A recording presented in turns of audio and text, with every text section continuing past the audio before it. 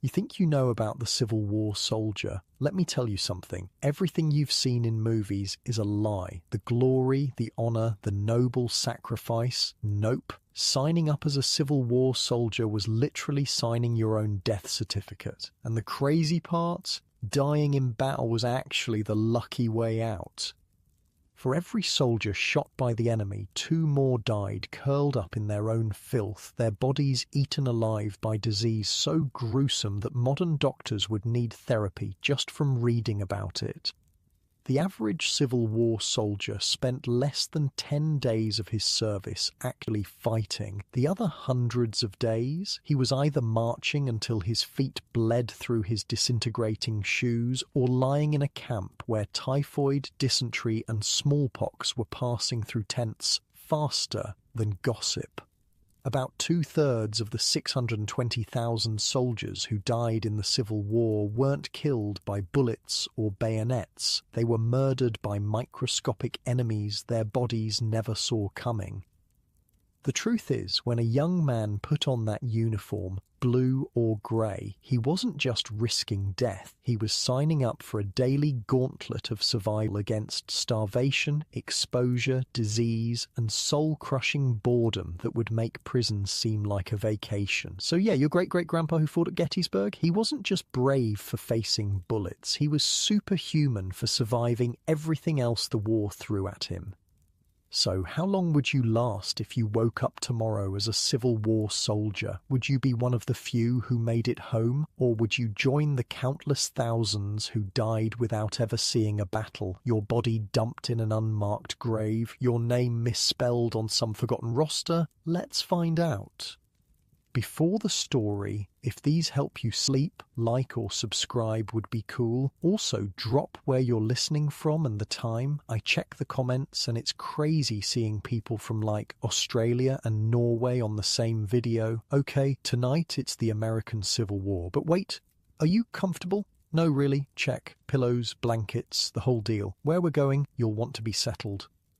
Your eyes snap open to darkness. For a second, you think you're still in your bed, but something's wrong. The mattress beneath you isn't memory foam. It's a thin layer of straw on hard-packed dirt. The smell hits you next. Body odor from dozens of unwashed men, mixed with wood smoke and the sickly sweet stench of the latrine trench just 50 yards away.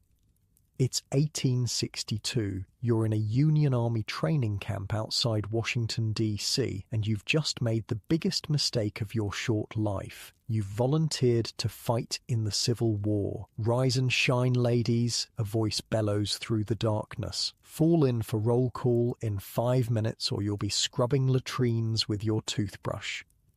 You sit up in your bunk, your back already aching. Around you, 30 other men groan and curse as they fumble for their clothes. Unlike your soft, warm bed back home in 2025, this wooden platform barely fits your body. The thin wool blanket covering you is scratchy and offers almost no protection against the morning chill. Your whole body feels stiff, and you've only been here one night.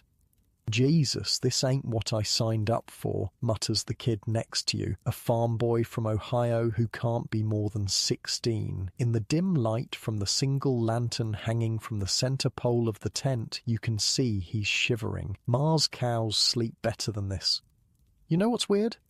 He's actually one of the lucky ones. Unlike the thousands of new recruits sleeping on the bare ground with nothing but their coats for pillows, at least you've got a tent. Or first day of being a hero, says an older man across the tent, his voice dripping with sarcasm. Wait till you boys taste the food. That'll really make you feel special. You pull on your new uniform, a wool coat and trousers in dark blue that are simultaneously too big in some places and too small in others. The fabric is so rough it feels like it's exfoliating your skin. And despite being fresh from the quartermaster, it already smells like chemicals and sweat. Speaking of the uniform, let me paint you a picture. These weren't the tailored, perfectly fitted outfits you see in Hollywood movies. The Union Army ordered uniforms in just 4 sizes: small, medium, large, and extra large. Imagine trying to fit every single body type in America into just 4 sizes of clothing. The result? Almost nobody had a uniform that actually fit. You see a short, skinny guy across the tent with sleeves that hang past his fingertips and pants he has to hold up with suspenders and a belt. Meanwhile, the burly blacksmith 2 bunks down looked like he's wearing his little brother's clothes, the buttons of his jacket straining against his chest, the pants ending awkwardly above his ankles. "Move your asses!" The sergeant's voice cuts through your observations. "The Union ain't paying you to admire yourselves." You stumble outside into the pre-dawn chill, joining a ragged line of other recruits. The training camp stretches out before you, a vast city of white canvas tents arranged in neat rows, smoke rising from cook fires as far as the eye can see. It's actually impressive, like an entire town that sprouted overnight. What's not impressive is the smell. Thousands of men living in close quarters with minimal sanitation creates an odour that's almost visible. The latrines are just trenches dug downwind of camp, hopefully, and bathing is an occasional luxury, not a daily habit. Your nostrils burn with the mixture of wood smoke, unwashed bodies, horse manure, and the sweet sour stench of sickness that already hangs over parts of the camp. "Name?" barks a tired-looking officer with a clipboard. You give your name, and he checks it off with barely a glance. You're just another body to him, another statistic waiting to happen. "Company K, 140th Regiment," he says, pointing you toward a group of equally bewildered-looking men. You join them just as the sun begins to peek over the horizon, casting long shadows across the camp. The day is beginning, and with it, your first real taste of army life. "All right, you sorry lot," a weathered sergeant addresses your group. His face is tanned leather, creased by sun and hardship. "Today you learn how to be soldiers. Most of you won't be worth a damn for weeks, but we don't have weeks. The Rebs aren't waiting for you to get comfortable." He walks down the line, eyeing each of you like you're livestock at auction. "Forget everything you think you know about war," he continues. "It ain't glorious, it ain't quick, and it sure as hell ain't fair. Your job is simple. Do exactly what I say, exactly when I say it. That's how you stay alive." The man next to you whispers, "My pa said we'd whip the Rebs in a month and be home for harvest." The sergeant's hearing is apparently better than you expected. He stops directly in front of the whisperer, his nose inches from the terrified recruit's face. "Your pa ever been to war, boy?" he asks, his voice dangerously soft. No, Sergeant," the recruit stammers. "Then your pa doesn't know shit," the sergeant replies. "None of you do, but you will learn, those of you that live anyway." And with that cheerful introduction, your training begins. The next few hours are a blur of marching, formations, and more marching. Left foot, right foot, turn, about face. The sergeant screams corrections at anyone who missteps, which is pretty much everyone. Your shoulders ache from holding your rifle at the proper angle. Your feet throb in boots that weren't made for your specific feet, because in the 1860s there's no such thing as left and right shoes. Both boots are identical, and they only take the shape of your feet after weeks of painful breaking in. Wait, you didn't know that? Yeah, Civil War soldiers' boots were completely symmetrical. Imagine wearing 2 left shoes, except they're both actually neither shoes, and they're made of stiff leather with wooden soles and 0 cushioning. By the end of your first day of training, you'll have blisters on blisters. By mid-morning, your stomach is growling. Breakfast was coffee so bitter it made your eyes water, and a rock-hard square of what the others called hardtack, a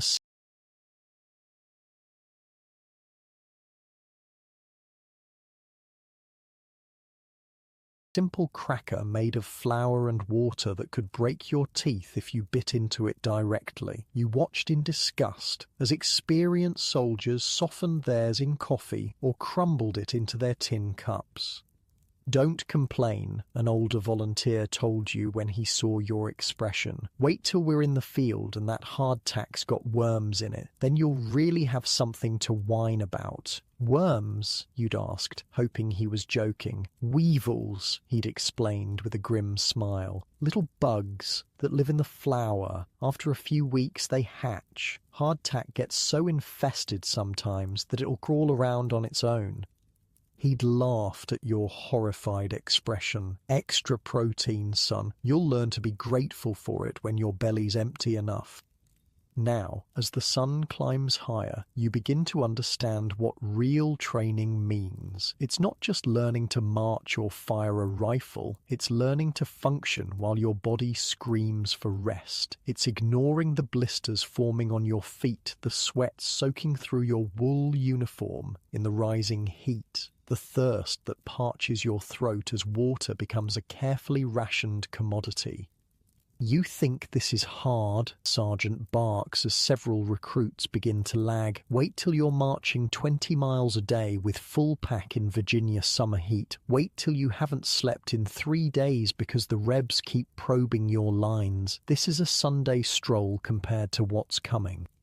The morning drags on, an endless cycle of marching, forming lines, presenting arms, and marching again. By noon, your arms feel like lead weights, and every muscle in your legs is trembling. The wool uniform that seemed merely uncomfortable at dawn is now a personal torture device, trapping heat against your skin until you're marinating in your own sweat. But the real shock comes when training pauses for the midday meal. Dinner, someone calls, and there's a rush toward the cook fires.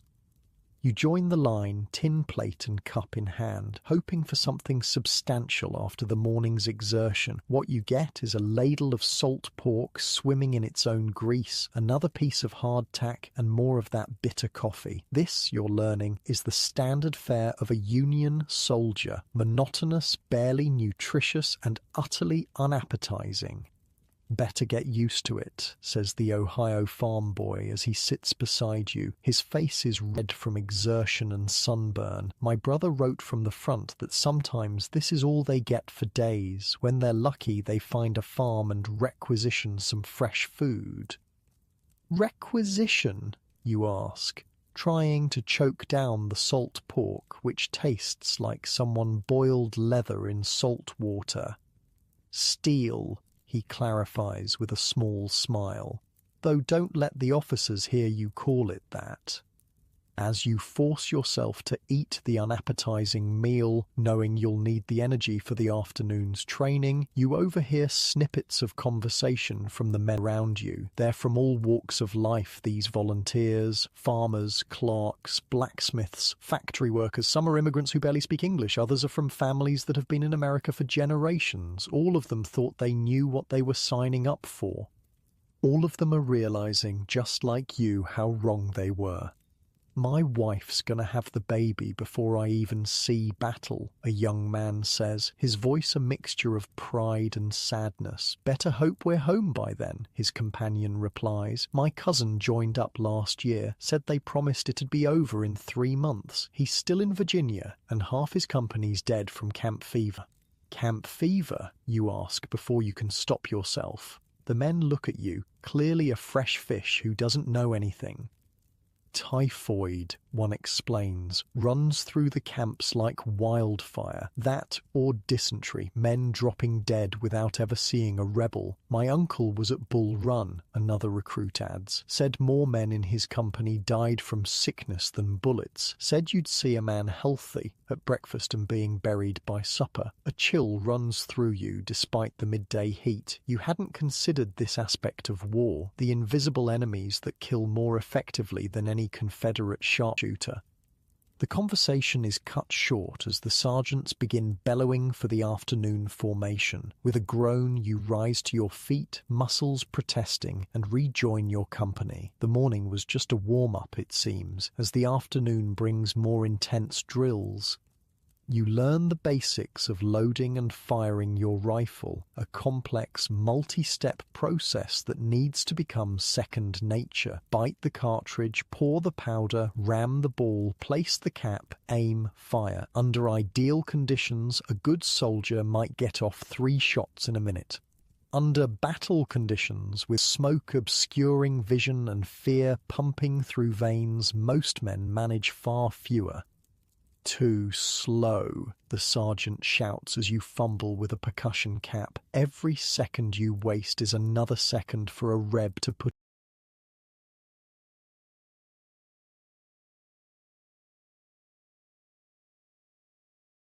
a ball through your skull. By late afternoon, your hands are blackened with gunpowder, your shoulders ache from the rifle's recoil, and your ears ring from the repeated firing. When the bugle finally signals the end of training for the day, you nearly collapse with relief.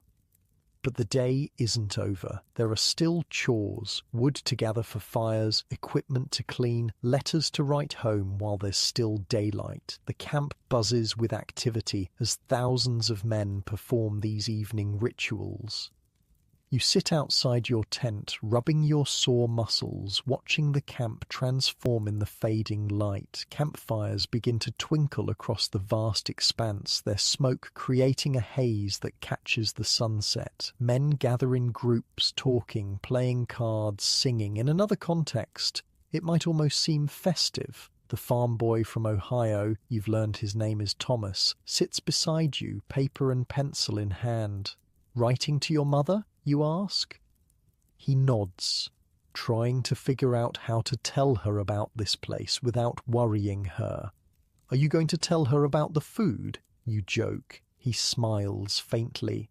No, she'd be on the next train with a basket of fried chicken and cornbread. His smile fades. I'm not telling her about the sickness either, or what the sergeant said about our chances.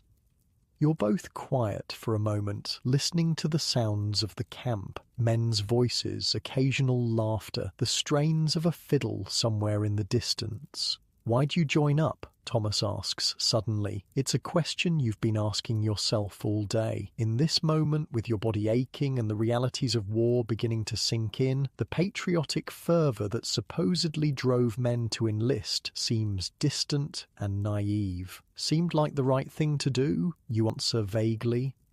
He nods as if that makes perfect sense. I couldn't stay on the farm while other men were fighting. Wouldn't be right. He looks down at his half-written letter.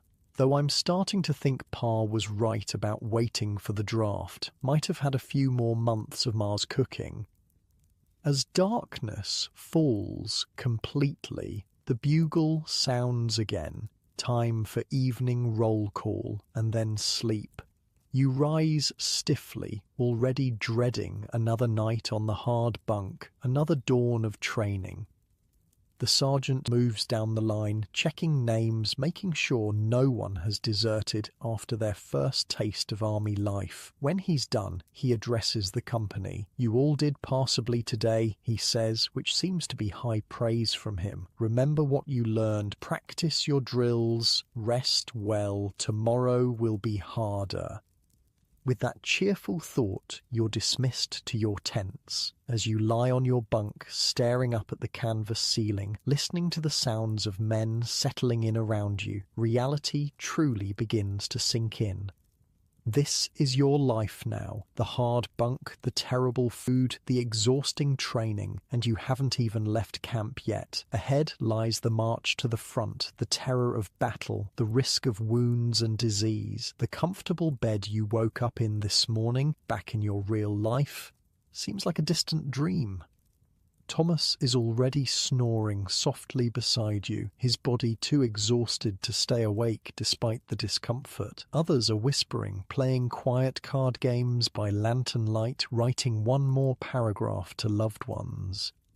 You close your eyes, trying to find a position that doesn't press on a new bruise or sore muscle. Tomorrow will come all too soon, with its bugle call and shouting sergeants and endless drills. But for now, in this brief moment of rest, you wonder, will you be one of the ones who survives this war, or will you become just another statistic, another name on a regiment's casualty list? As sleep finally begins to claim you, one thing becomes abundantly clear. Survival here isn't just about avoiding enemy bullets. It's about enduring, day after day, hardship after hardship. The true test of a Civil War soldier wasn't just courage in battle. It was the grim determination to keep going when every part of you wanted to give up. And tomorrow, your real test begins. The bugle tears through your dreams like a bayonet. Your body physically hurts from yesterday's drills, but there's no time to ease into wakefulness. The sergeant is already barking orders before your eyes fully open. On your feet, you miserable excuses for soldier sons already wasting daylight while you're lying there like pampered house cats. It's your second day in camp and your muscles scream in protest as you roll off the hard bunk. The kid next to you, Thomas, you remember, looks even worse. His hands are blistered from yesterday's rifle drills and his face is sunburned to a painful-looking red. "I can't feel my legs," he mutters, wincing as he pulls on his boots.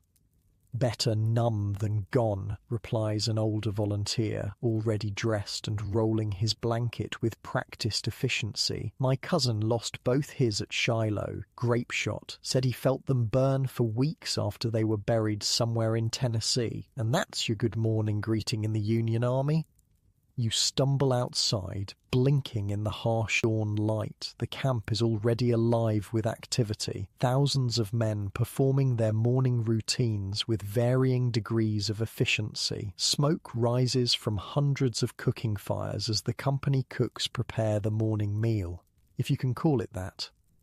"Fall in for roll call," the sergeant shouts, and you join the ragged line forming in front of your tent.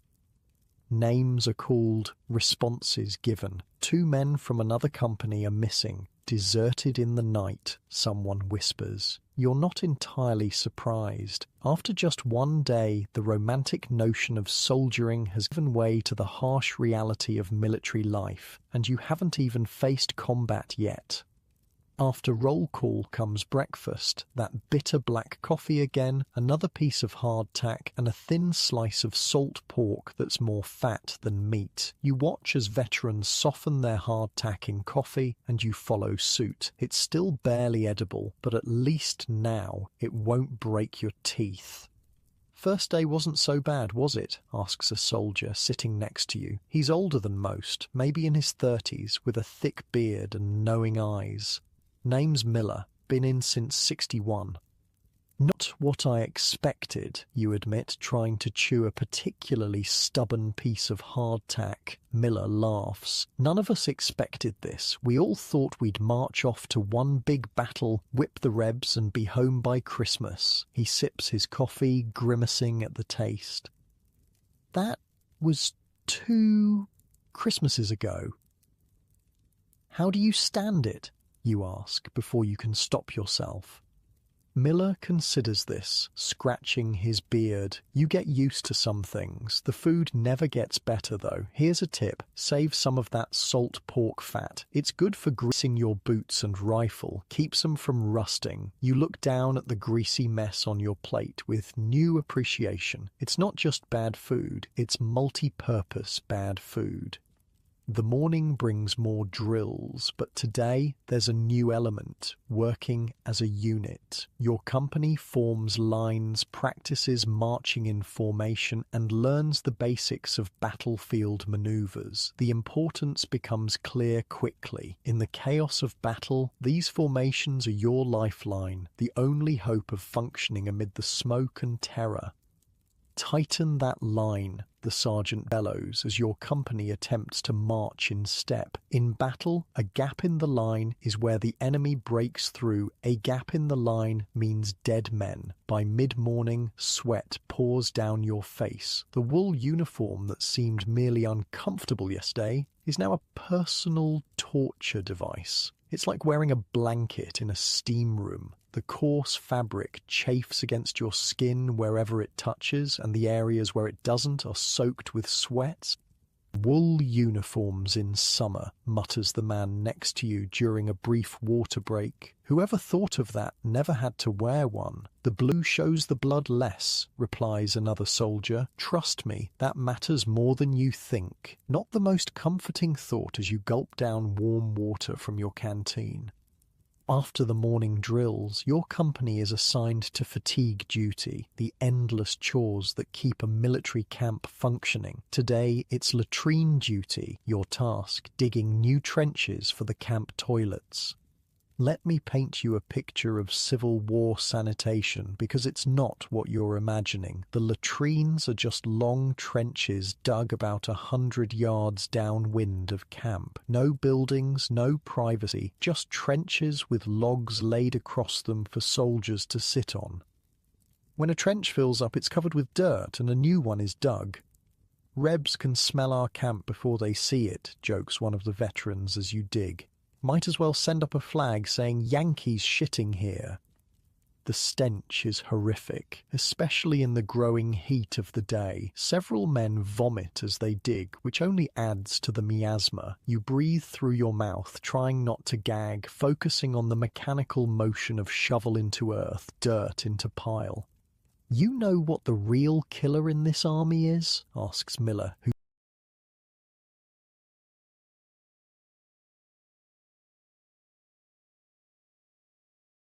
digging beside you. When you shake your head, he points to the trenches. This right here, typhoid, dysentery, cholera, they kill more of us than rebel bullets. Men drinking downstream from where other men are shitting. It's a wonder any of us are still alive. You look at the dirty hands holding your shovel. Think about the food you ate this morning, prepared by men with equally dirty hands, and suddenly the combat death rate seems almost merciful compared to the slow death of disease. By noon, you're back at the company street, the space between rows of tents that serves as your unit's gathering place. The afternoon is devoted to weapons training, learning to clean and maintain your rifle. This at least seems practical, though the intricate process of maintaining a Civil War-era firearm is far more complex than you imagined. Your rifle is your wife now, the sergeant explains, pacing before the company. You care for it better than you care for yourself. You clean it when it's dirty. You oil it when it's dry. You protect it from rain and mud, because when the shooting starts, a fouled rifle is a death sentence. Yours. The process is meticulous. Each part must be cleaned, oiled, and inspected. The slightest rust or debris could cause a misfire at the critical moment. As you work, Miller shows you tricks that aren't in the official manual. How to use coffee to clean the barrel when proper supplies run out. How to tell if your percussion caps are still good. How a cork stopper can keep moisture out of the barrel during rainy marches. Learned all this the hard way, he says, as he demonstrates how to properly fold a cleaning patch. First battle I was in, my rifle misfired 3 times. Thought I was going to die with a useless piece of iron in my hands. As the afternoon wears on, you notice a commotion at the edge of camp. A wagon has arrived, surrounded by excited men. Mail call, someone shouts, and there's an immediate rush toward the wagon. The company clerk stands with a stack of letters calling out names. When your name isn't called, you feel a surprising pang of disappointment, even though you logically know there's been no time for a letter to reach you. Thomas, however, receives a thick envelope that makes his face light up. From Ma, he says, clutching it like treasure. Probably wrote it before I even left home.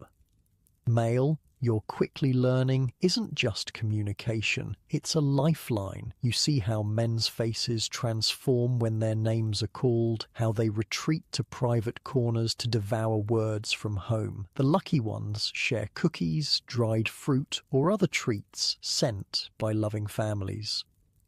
The unlucky ones stare at the ground, trying to hide their disappointment. One soldier tears open his letter, reads the first few lines, and his face crumples. He walks away quickly, trying to hide his tears.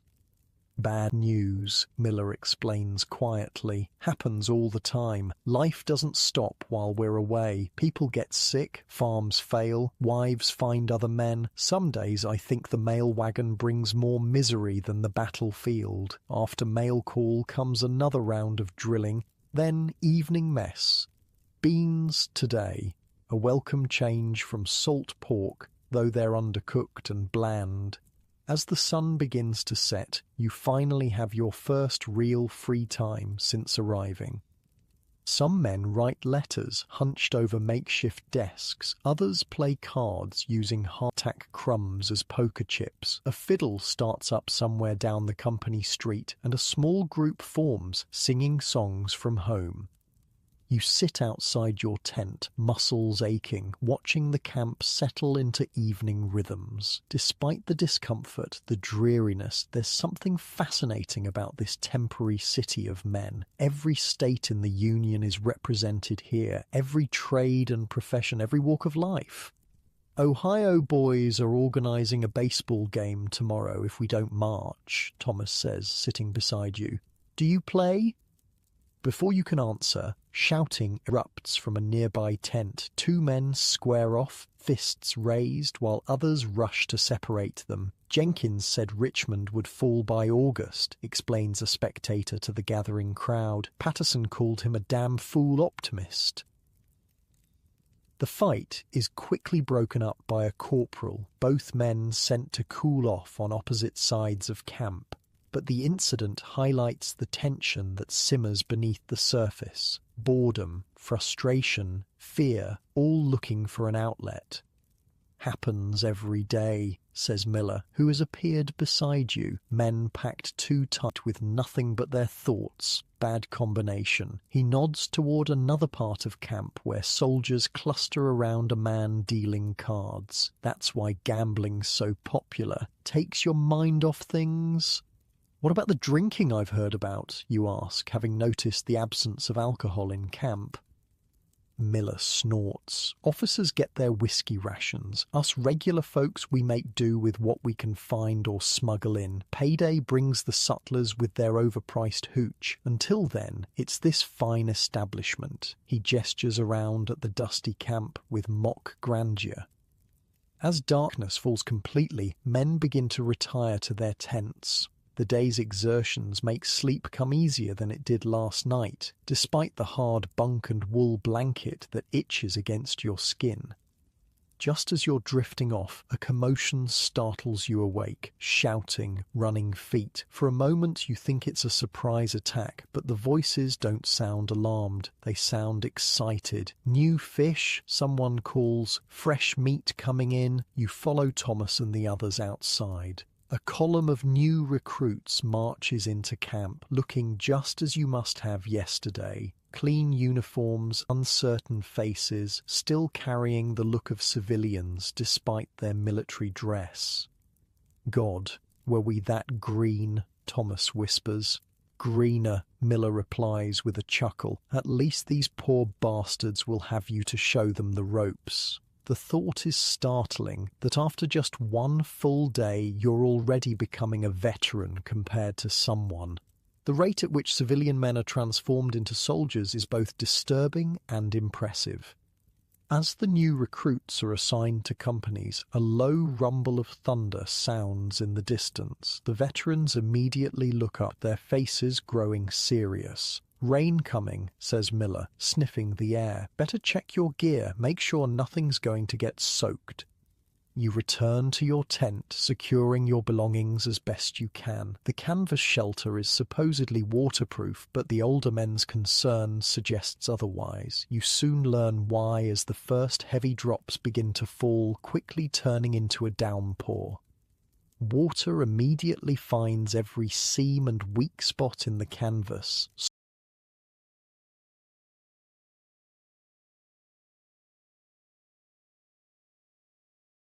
Small leaks appear, dripping onto bunks and equipment. Outside, the previously dusty paths between tents transform into mud slicks. Men rush to dig drainage ditches around their tents, while others place precious items in the driest corners. Welcome to the glamorous army life, Miller jokes as he positions his cup to catch a leak directly over his bunk, where even the sky is trying to kill you.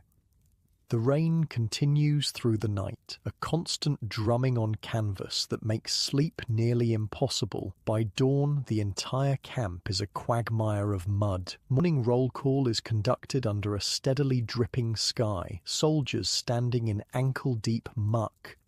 Breakfast is even less appetizing than usual. Coffee watered down by rain, hardtack turning to mush. The day's training will continue regardless of weather, the sergeant informs you with obvious relish. If anything, he seems pleased by the miserable conditions.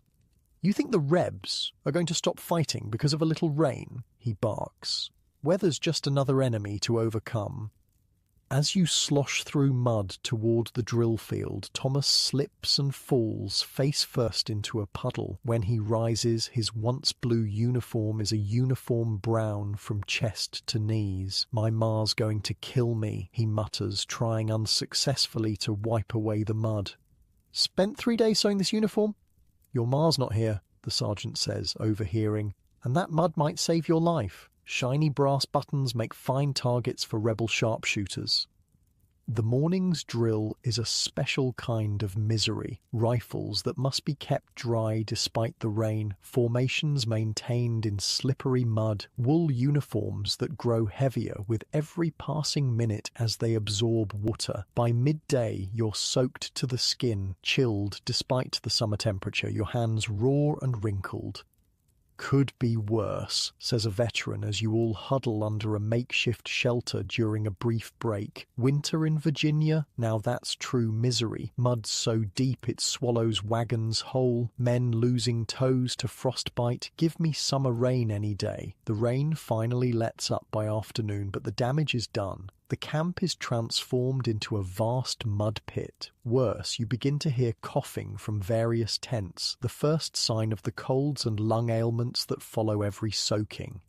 That evening, as you try to dry your few possessions by a smoky fire, Miller sits beside you. He's been watching you throughout the day, you realize. Not just you, but all the new recruits, gauging who might have what it takes to survive. 2 days in, he says, "Still glad you joined up?"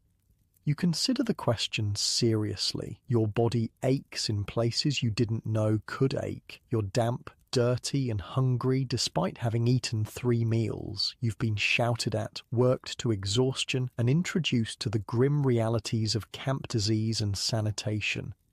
And yet, there's something else too, a growing sense of belonging, of shared hardship creating bonds that civilian life rarely forges. When Thomas slipped in the mud, 3 men immediately moved to help him up. When rations were distributed, you saw veterans showing newcomers how to make the most of the meager offerings.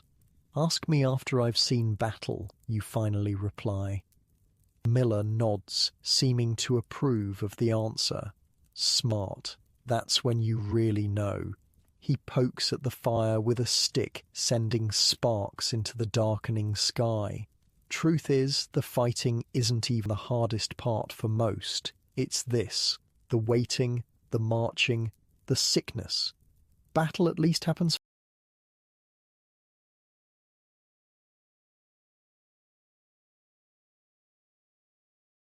fast. Camp life drags on forever.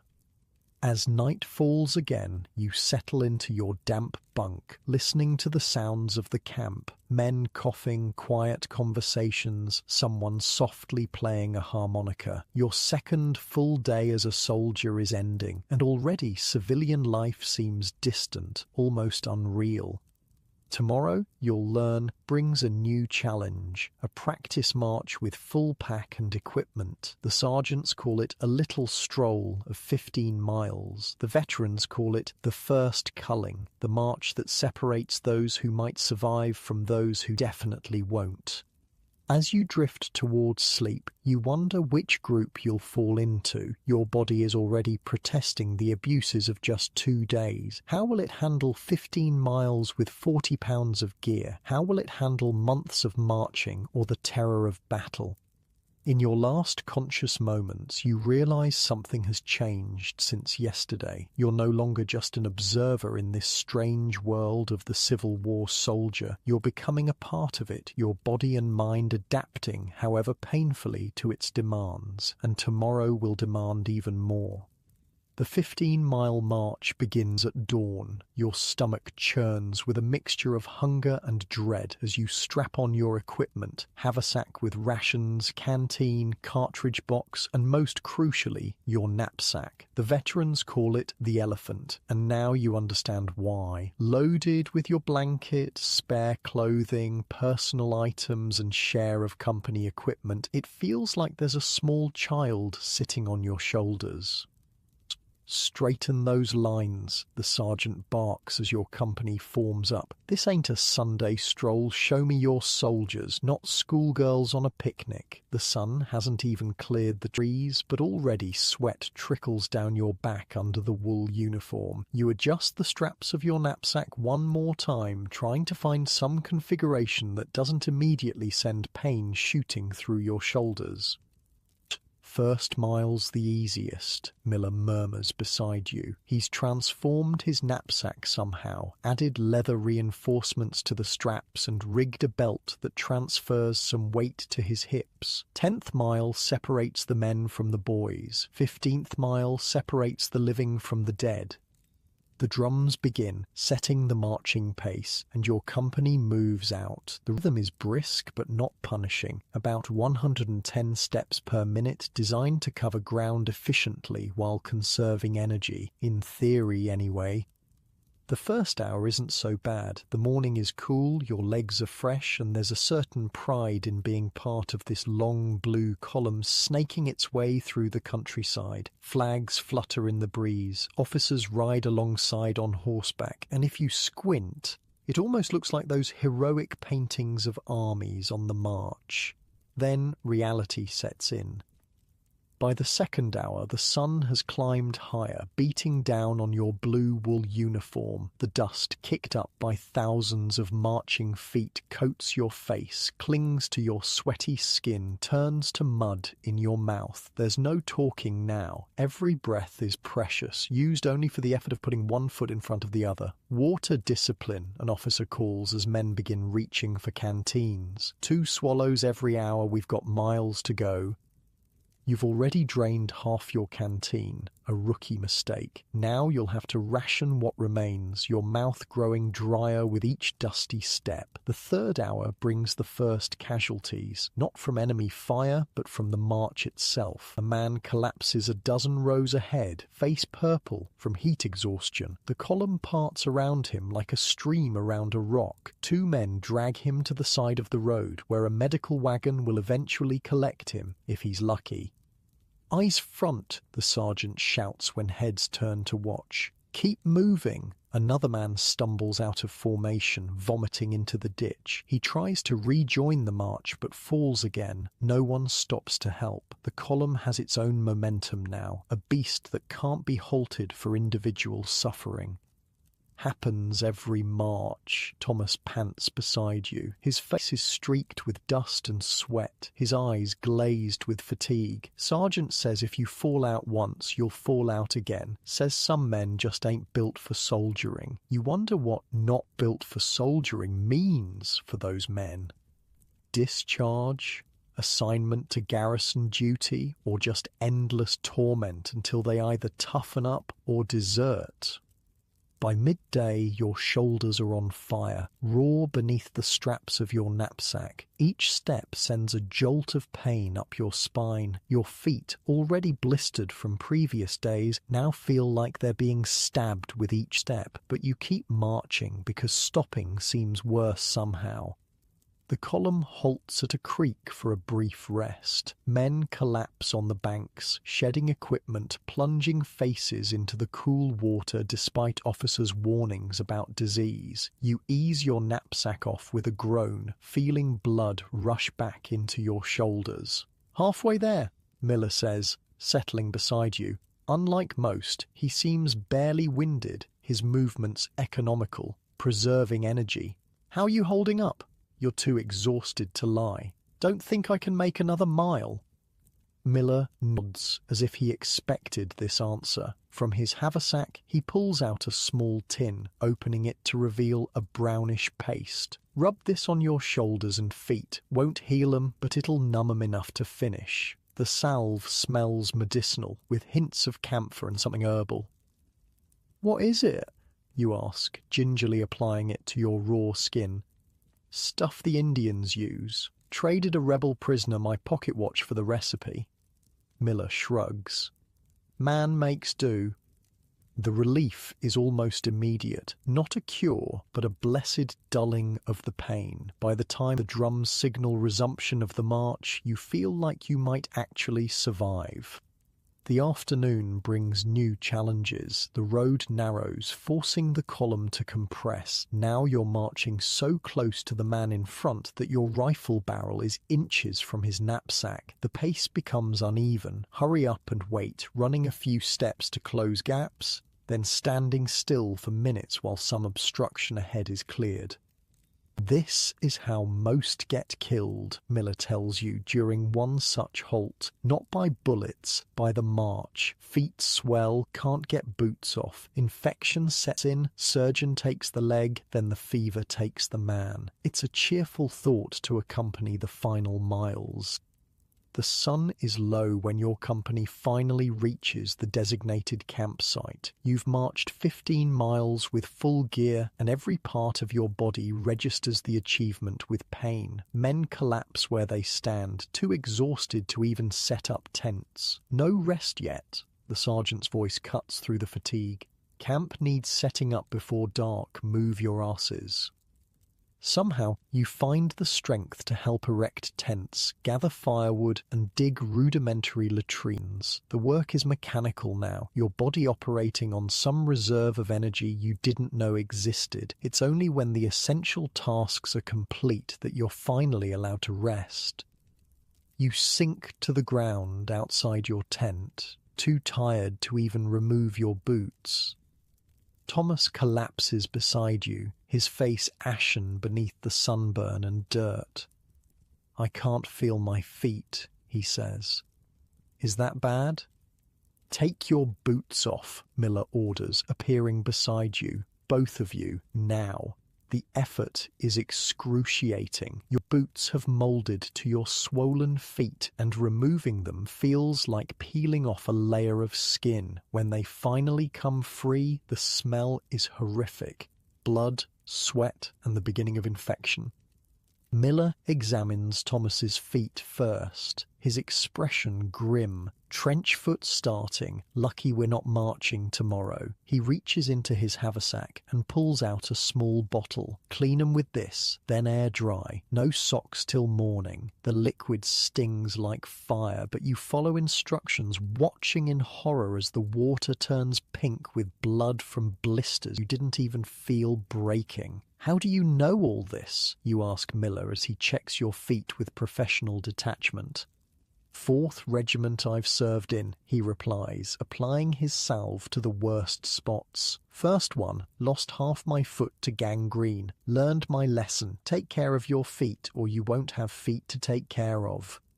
Evening brings a new kind of misery. Having pushed your body beyond its limits, you now can't sleep despite bone-deep exhaustion. Every muscle throbs, your shoulders feel flayed, your feet pulse with pain. Around you, men groan, shift positions, seek comfort that doesn't exist on the hard ground.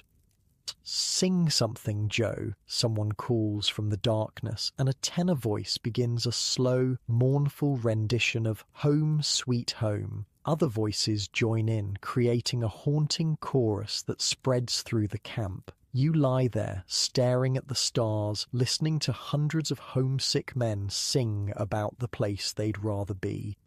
Morning comes too soon, but brings a blessed announcement, a day of rest before continuing the march. The officers call it tactical necessity. The enlisted men call it not wanting half the regiment to drop dead. You use the time to tend to your battered body. Following Miller's advice, you wash your one spare pair of socks and hang them to dry, mend a tear in your trousers, and most importantly, soak your feet in the nearby creek. The cold water brings immediate relief, though the sight of your feet is alarming, blistered, bruised, with patches of angry red where infection threatens. Around you, dozens of other men are doing the same, comparing injuries like badges of honor. "Got a beauty here," says a corporal, displaying a blister the size of a silver dollar. "Gonna name it after my ex-wife, painful, swollen, and full of poison." The joke earns tired laughs. Humor, you're learning, is essential currency in the army, often dark, usually profane, but vital for maintaining sanity. By midday, you feel almost human again. The rest has worked wonders, and a meal of salt beef and hardtack, while hardly appetizing, restores some energy. You've even managed to forage some wild berries from the edge of camp, a tart burst of flavor that makes the hardtack almost palatable. Mail call. The announcement sends a ripple of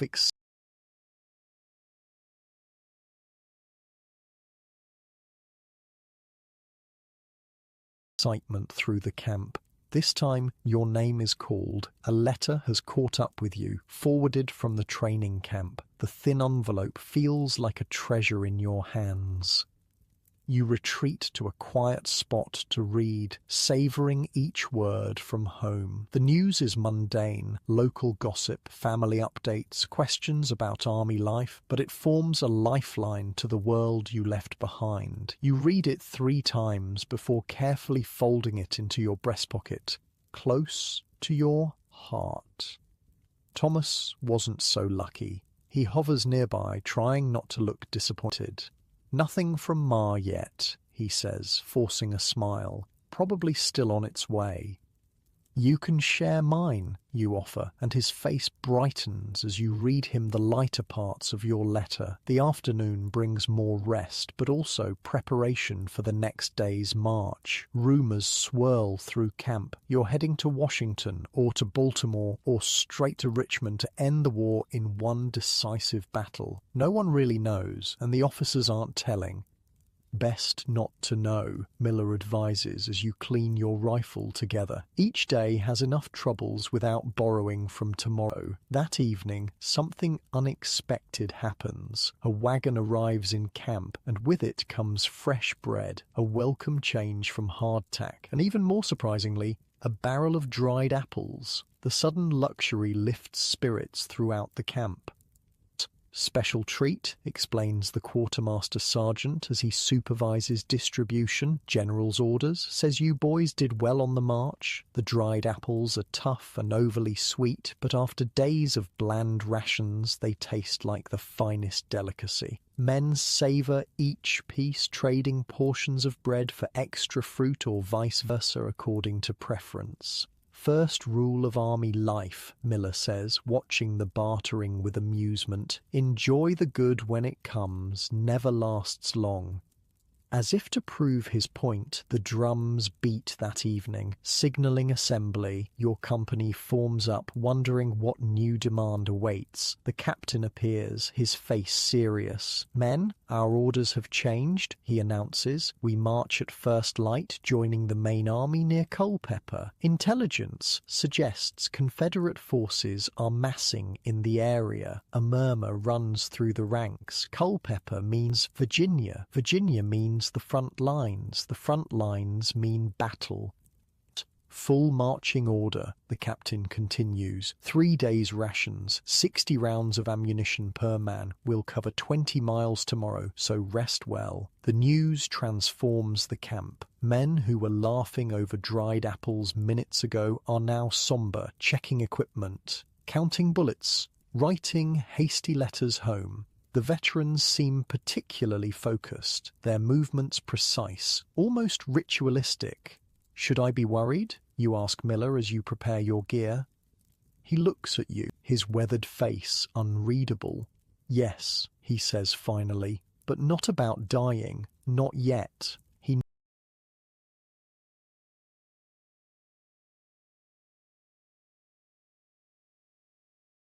nods toward where Thomas sits, struggling to wrap hardtack in an oilcloth. "Worry about the living. Battle's coming, and it'll change that boy forever. Change all of you. The man who marches into his first battle never marches out again. Someone else comes out wearing his face."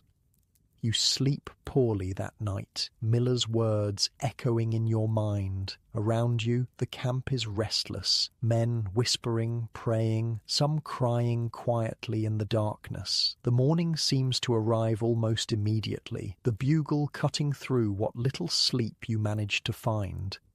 The mood is different as you form up in pre-dawn gloom. Gone is the grousing about sore muscles and bad food. In its place is a tense silence, broken only by the necessary commands and the rhythmic stamp of boots as the column moves out. Today's march is faster, more purposeful. The officers push the pace, allowing fewer breaks. By noon, you've covered 12 miles, your feet once again screaming in protest. But no one falls out today. The column moves with grim determination, each man knowing what waits ahead. The countryside changes as you march south. More farms, fewer towns, and increasingly hostile looks from the few civilians you encounter. This is a different Virginia from the friendly environs of Washington's outskirts. Here, you are invaders, not defenders. "Keep an eye on your gear," Miller warns during a brief halt. "Locals will steal anything not nailed down. Had a boy in my last regiment wake up with his boots gone, marched barefoot for a week before quartermaster found replacements."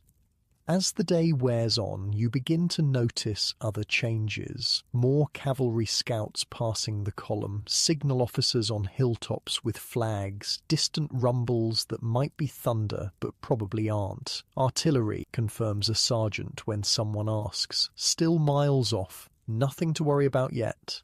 Yet. The word hangs in the air, pregnant with meaning. By late afternoon, your company joins a larger encampment, part of the Army of the Potomac, tens of thousands of men spread across rolling fields and woodlots. The scale is staggering. Tents and wagons stretch as far as you can see. Campfires dot the landscape like fallen stars. Flags of dozens of regiments flutter in the breeze. "Home sweet home," Miller says as your company is directed to its assigned position, at least till the shooting starts. Setting up camp in the larger army is more orderly, more practiced. Each regiment has its place, each company its specific duties. By sundown, your small piece of the vast encampment is established, tents erected in neat rows, cooking fires burning steadily. The increased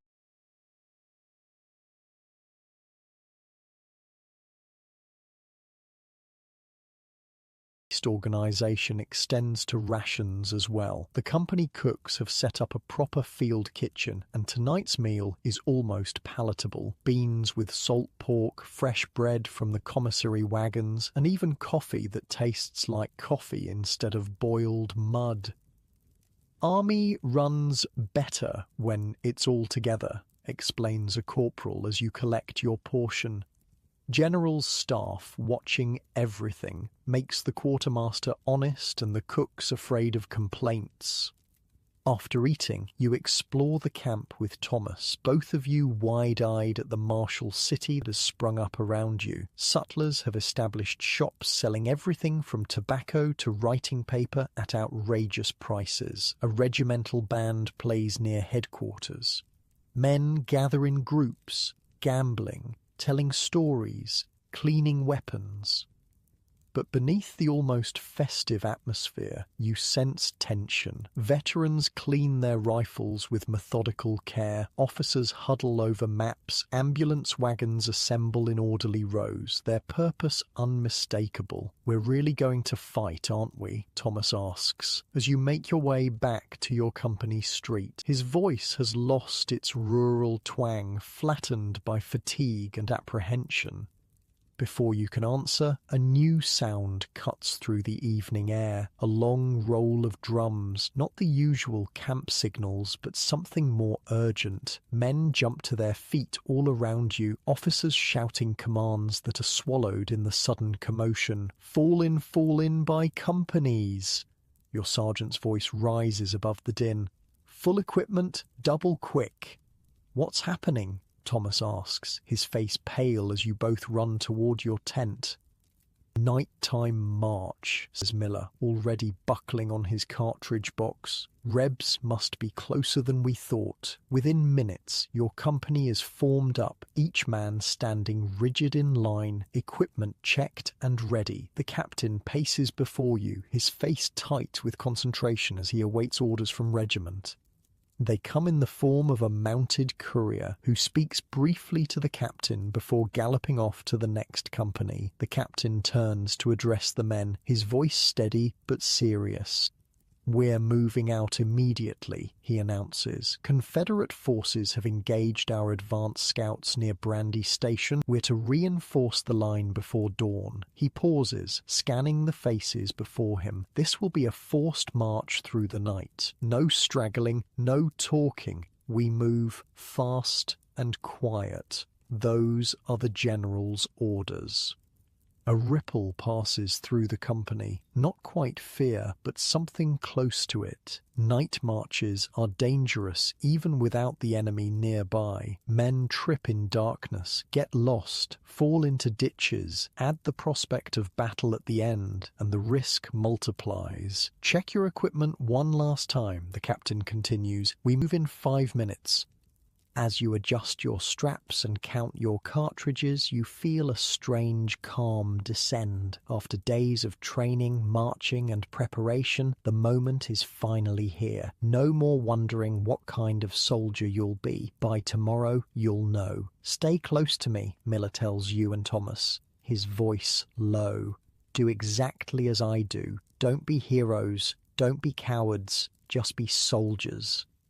The drums tap softly, signaling formation. Your company takes its place in the column, and without fanfare, the night march begins. Thousands of men moving through darkness, each step bringing you closer to the moment that will define your war, your first battle. Tomorrow, you'll learn if you're truly cut out to survive as a Civil War soldier. Not just the marches, the bad food, the disease, but the thing they've been preparing you for all along. The moment when other men are actively trying to kill you. As you march through the Virginia night, stars cold and distant overhead, you wonder what version of yourself will exist when the sun rises again. The night march continues for hours, a ghostly column of men moving through darkness. No talking is allowed, but the sounds of an army on the move fill the night. Thousands of boots on dirt roads, the creak of leather equipment, the occasional clink of metal against metal, and always the laboured breathing of exhausted men. Your feet have gone beyond pain to a strange numbness. Your shoulders no longer register the weight of your knapsack. You've entered a dreamlike state where only the next step matters, your world narrowed to the shadowy form of the man marching in front of you. Just before dawn, the column halts in a wooded area. Orders are passed in whispers. Shed knapsacks, keep weapons and ammunition, form battle lines. The calm efficiency of the veterans is unsettling. They don't speak, don't question, just methodically prepare for what's coming. Mom, load your weapons, the sergeant orders, his voice barely audible. Percussion caps ready, but not set. We move in 5 minutes. Your hands shake as you tear open a paper cartridge with your teeth, the bitter taste of gunpowder filling your mouth. Pour the powder down the barrel, ram the ball home, place the percussion cap. Each step you've practiced hundreds of times, but never with the knowledge that these bullets might soon be fired at actual human beings. Thomas struggles beside you, dropping a cartridge in the dim light. "I can't," he whispers, his voice cracking. Miller kneels beside him, steady hands guiding Thomas through the loading process. "Just like drill," he murmurs. "Nothing different. Your hands know what to do, even if your mind doesn't."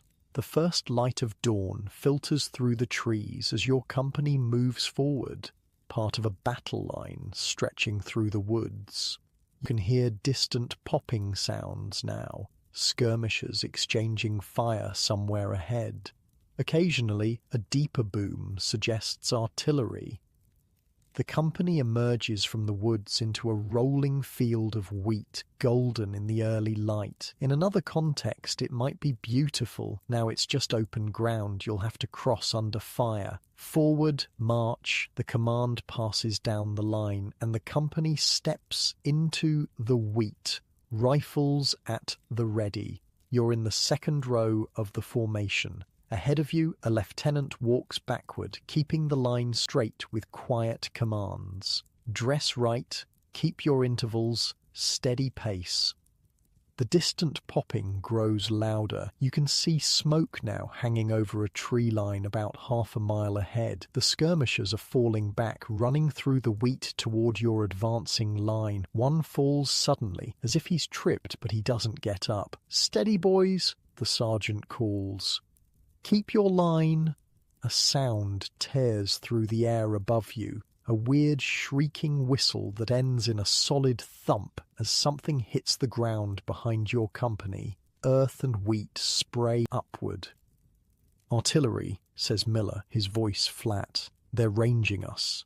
Another whistle, another explosion, this one closer. Men instinctively duck but keep marching. The formation is still intact, still advancing at that same steady pace through the golden wheat. Then you see them, grey-clad figures emerging from the distant tree line, forming their own battle line. The enemy. Real Confederate soldiers, not targets or imaginary foes from drill, but actual men with guns who want to kill you.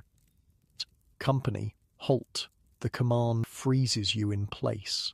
Ready arms. You raise your rifle, suddenly aware of how exposed you are in this open field. The wheat only reaches your knees. No concealment, no protection.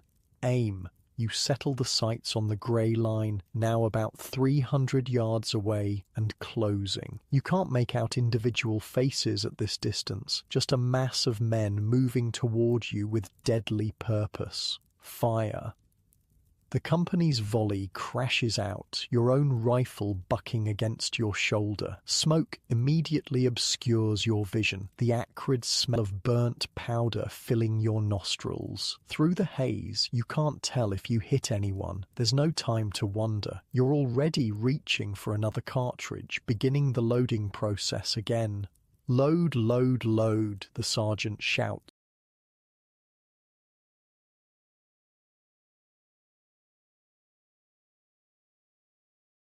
Moving behind the line. Your training takes over. Tear cartridge, pour powder, ram ball, place cap, all while trying to watch the enemy through drifting smoke, trying to ignore the whistling artillery shells that are now landing with terrifying regularity. The company fires another volley, and another. The Confederate line has halted now, returning fire. You hear the distinctive whine of Minier balls passing overhead, a sound veterans describe as angry bees. Some don't pass overhead, but find human targets instead. A man to your left grunts and sits down suddenly, a look of surprise on his face as blood spreads across his thigh. "Close up the line," the sergeant orders, and you shuffle left, filling the gap. Time loses meaning. You're caught in a mechanical cycle. Load, aim, fire, load again. The smoke becomes so thick you can barely see the enemy, aiming more at muzzle flashes than actual targets. Your ears ring from the constant gunfire, making the sergeant's command seem distant, underwater. A new sound rises above the gunfire, a high wailing cry that sends chills down your spine. The rebel yell, the grey line is charging. Or fix bayonets. The order passes down your line, hands fumbling to attach the long blades to rifle barrels. Stand fast, stand fast. The Confederate charge closes the distance rapidly, their line emerging from the smoke like avenging ghosts. At 100 yards, your company fires a devastating volley that tears gaps in their line. At 50 yards, you fire again, the effect even more terrible at this range, but they keep coming. The final moments before impact are a blur. You fire one last desperate shot, then suddenly they're upon you. A crash of bodies, rifle barrels, bayonets. The neat formation dissolves into chaotic individual struggles. A bearded Confederate lunges at you, his bayonet missing your chest by inches. You swing your rifle like a club, connecting with his shoulder. He staggers but doesn't fall, raising his weapon for another thrust.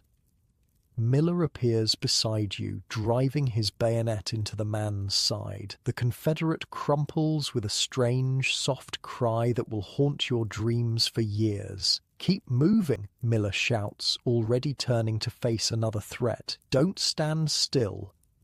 The hand-to-hand fighting lasts only minutes, but feels like hours. The Confederate charge falters, breaks, then reverses as more Union troops arrive to reinforce your line. The grey soldiers retreat toward the tree line, pursued by cheering bluecoats. But not you. Your company has been ordered to hold position, to reform its shattered line. As the adrenaline fades, you become aware of the aftermath around you. Men lying in the trampled wheat, some moving, crying for help, others ominously still. The golden field is now stained red in patches. Thomas is on his knees nearby, vomiting. His face is blackened with powder, his eyes wide with shock, but he appears uninjured. Others weren't so fortunate. The company has visibly shrunk, gaps in the line where men stood just minutes ago. "Check your ammunition," the sergeant orders, moving among the survivors. "We're not done yet." He's right. The battle continues elsewhere. You can hear heavy firing to your left where another Union division is engaged. Artillery still thunders, though it's no longer targeting your position. Stretcher bearers move through the wheat, collecting the wounded. The rest of the day passes in a series of advances and halts, sporadic firing at distant targets, long periods of tense waiting. The major battle seems to have shifted elsewhere, your company now a small piece in a complex chess game played across miles of Virginia countryside. By late afternoon, it's clear the Union forces have carried the day. Confederate units are withdrawing across the board, pursued cautiously by blue columns. Your company, having suffered heavily in the morning engagement, is held in reserve as fresher troops lead the pursuit. As dusk approaches, you finally have time to process what you've experienced. Your uniform is stiff with dried sweat and powder residue. Your hands are black from gunpowder. Your right shoulder bruised from rifle recoil. You've fired approximately 40 rounds over the course of the day, though whether you actually hit anyone remains mercifully unknown. The company establishes a hasty camp near the morning's battlefield. There's no energy for proper tents. Most men simply drop where they're told, using knapsacks as pillows. The day's fighting has left everyone hollow-eyed and silent, the usual camp banter replaced by thousand-yard stares. Eat something, Miller advises, handing you a piece of hardtack. Doesn't matter if you're not hungry. Your body needs it. You chew mechanically, the familiar, tasteless cracker now seeming even more unappetizing. Thomas sits nearby, still hasn't spoken since the fighting. He stares at his hands as if they belong to someone else. Will he be all right? You ask Miller quietly. The veteran studies Thomas for a moment. Maybe. First battle hits everyone different. Some talk too much, some don't talk at all. Give him time. As night falls completely, you realize something has changed within you. The fear isn't gone. If anything, having seen combat, you're more afraid than before. But it's a different kind of fear, more focused, less paralyzing. You've seen the worst and survived, at least this time. Sleep comes in fits and starts, interrupted by vivid flashes of the day's fighting and the moans of wounded men in nearby field hospitals. The medical tents operate through the night, lanterns casting grotesque shadows as surgeons work tirelessly on broken bodies. Morning reveals the true cost of battle. Your company musters at dawn, the gaps in the ranks painfully obvious in daylight. The captain reads the casualty list: 12 dead, 23 wounded, 5 missing. From a company that numbered nearly 100 just days ago, these losses are significant. The names wash over you, some familiar, others just faces you can barely recall. Each represents a man who was breathing, hoping, fearing just hours ago. Now they're statistics in what the newspapers will call a sharp engagement, not even important enough to be remembered as a major battle. We'll be moving out within the hour, the captain announces, folding the casualty list. The enemy is retreating toward Culpeper. We're to pursue and harass their rear guard. No time to bury the dead. That's left to designated burial details. No time to properly tend the wounded. They're evacuated to field hospitals miles behind the lines. The army moves on, the war machine rolling forward relentlessly. As your company prepares to march, Thomas finally speaks. "I killed someone yesterday," he says, his voice barely audible. Shot him right in the face at 20 yards, could see his expression change and everything. You don't know what to say. What words could possibly address such an experience? You did what you had to, Miller tells him, checking Thomas's rifle with practiced hands, same as he was trying to do to you. Don't dwell on it or you'll go mad. The march resumes, your depleted company now part of a massive Union force flowing south like a blue river. The mood is different, no longer the nervous anticipation of men heading to their first battle, but the grim determination of soldiers who know exactly what awaits them.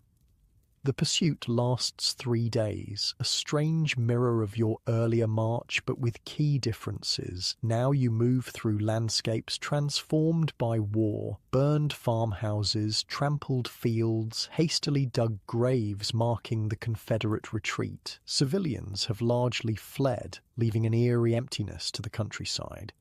On the 3rd day, rain begins, a steady, soaking downpour that turns roads to mud and streams to raging torrents. The pursuit slows, then halts as bridges wash out and supply wagons bog down. Your company finds itself assigned to guard a critical crossroads, watching for enemy cavalry while engineers attempt to repair a collapsed bridge. The rain continues without pause. Tents offer minimal protection as water finds every seam and weakness. The ground beneath becomes a sodden mess, forcing you to sleep sitting up against trees or rocks. Food is scarce. Supply wagons can't navigate the mud-choked roads, leaving you with whatever remains of your emergency rations.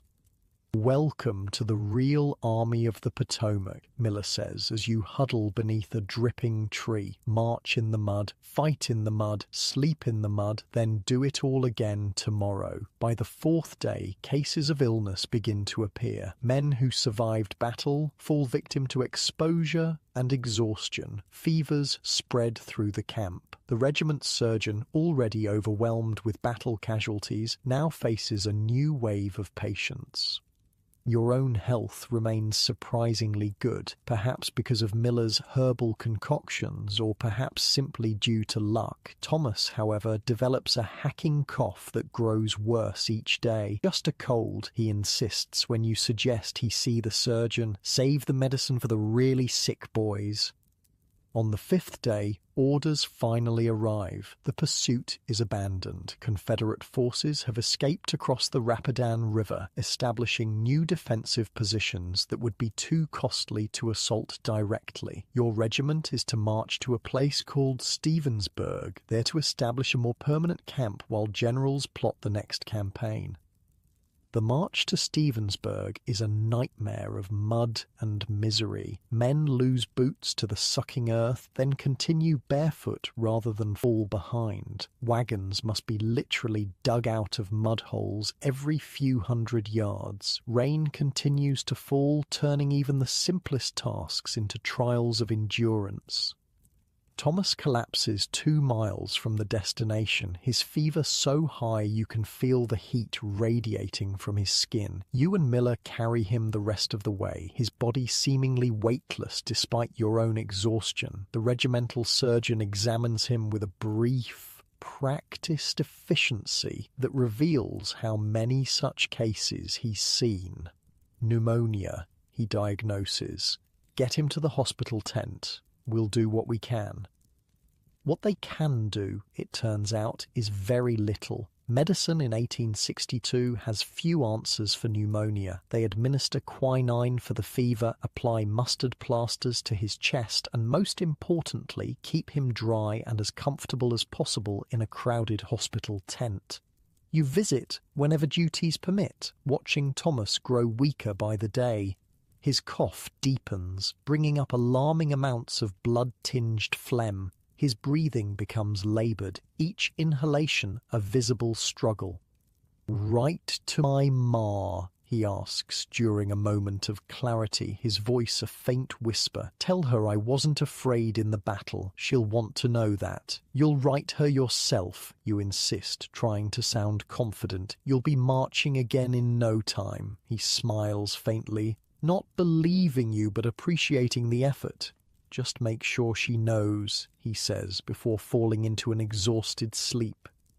That night, a different battle rages in the hospital tent, not against Confederate soldiers, but against disease. 3 men die before dawn, their bodies quietly removed to make space for new patients. Thomas survives, but barely, his breathing growing more laboured with each passing hour.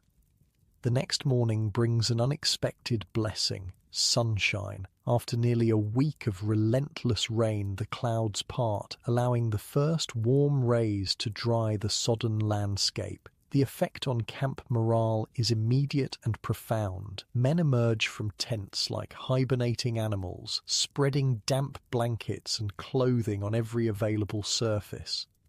Even the hospital benefits from the weather change. Tent flaps are rolled up, allowing fresh air to replace the miasma of sickness and disinfectant. Thomas's cot is moved to catch a patch of sunlight, the warmth seeming to ease his breathing slightly. "Good sign," Miller says, "visiting with you.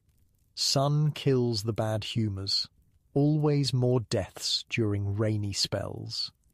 For 2 days the weather holds, and with it comes a gradual improvement in Thomas's condition. His fever breaks, his cough, while still present, brings up clear phlegm instead of bloody discharge. The surgeon, making his rounds, nods with satisfaction. "He'll live, you know, madame. My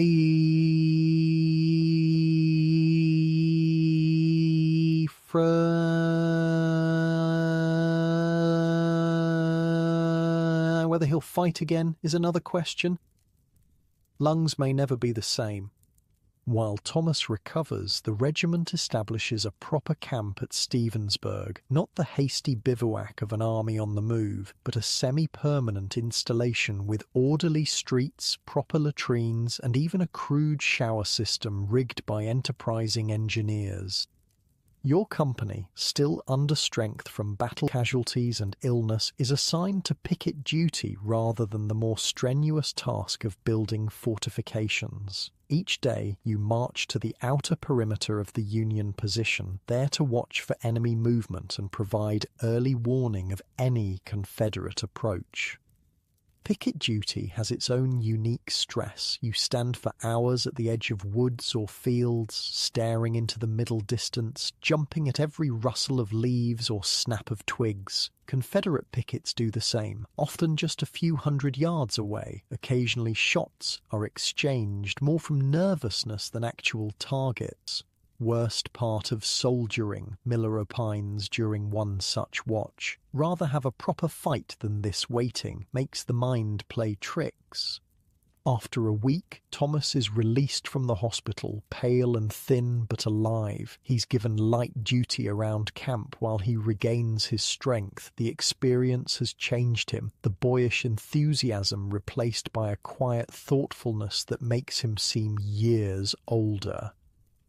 Doctor says I might get sent home if my lungs don't improve, he tells you one evening as you clean your rifle. Medical discharge. That's good, isn't it? You ask. See your family again. Sleep in a real bed. He shrugs, his expression conflicted. Feels wrong somehow, leaving you all behind, like I'm running away. Getting sick isn't running away, you say firmly. You stood your ground in battle. Nobody can say different. Thomas doesn't seem convinced, but the conversation is interrupted by the arrival of the mail wagon, a highlight of camp life that temporarily pushes all other concerns aside. This time Thomas receives a thick package from home, along with several letters. His face lights up as he recognizes his mother's handwriting. The package contains knitted socks, a small fruitcake miraculously intact despite its journey, and dried apples. Thomas insists on sharing everything, his generosity extending to the entire tent. That night, your corner of camp feels almost civilized as you feast on home-baked cake and read letters aloud by lantern light. 2 days later, news spreads through camp. Reinforcements have arrived, fresh troops to fill the gaps in depleted companies. Your company receives 15 new men, mostly fresh recruits, with a few veterans transferred from other units. Among them is a slight, dark-haired boy who can't be more than 16 despite his insistence that he's 19. He's assigned to your tent, taking the space left vacant by a man killed in the recent battle. Name's William Jenkins, he introduces himself, voice cracking with adolescent uncertainty. From Pennsylvania. Is it true you all fought at Brandy Station? Just like that, you realize you've crossed an invisible line. To this boy, you're a battle-hardened veteran, someone to be respected and perhaps feared a little. The fact that you've survived exactly one battle and barely understand what happened in it doesn't matter. You've seen the elephant, as soldiers say. You belong to a different category of human now. We were there, you confirm, seeing no need to elaborate on your limited experience. What's it like? Jenkins asks, eyes wide. Being in a real battle? You glance at Thomas, who suddenly finds something fascinating to examine in his boot. Miller watches silently, letting you handle this moment of initiation. It's not like anything they tell you, you finally say. It's louder, more confusing. You don't see much through the smoke. You load and fire because everyone else is loading and firing, and afterward you struggle to find words for the hollow feeling that followed battle. Afterward, you're just glad to be counting toes instead of holes in your body. Jenkins looks disappointed with this unromantic description, but before he can ask more questions, the bugle sounds assembly. New orders have arrived. The regiment is moving again. As you form up with the company, you realize something fundamental has changed. The man who arrived at training camp just weeks ago is gone. In his place stands someone different, still afraid, still unsure of what the future holds, but somehow more solid, more present in this strange world of the Civil War.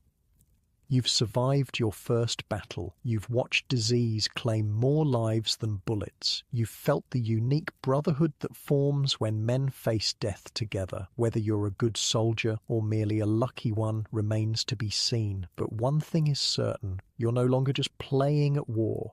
You're living it, with all its terror, boredom, misery, and occasional moments of transcendent connection. As the regiment moves out toward its next appointment with history, you take your place in the column, not a civilian in uniform anymore, but a soldier who's beginning to understand what that really means. The first snowflake falls like a tiny white flag of surrender.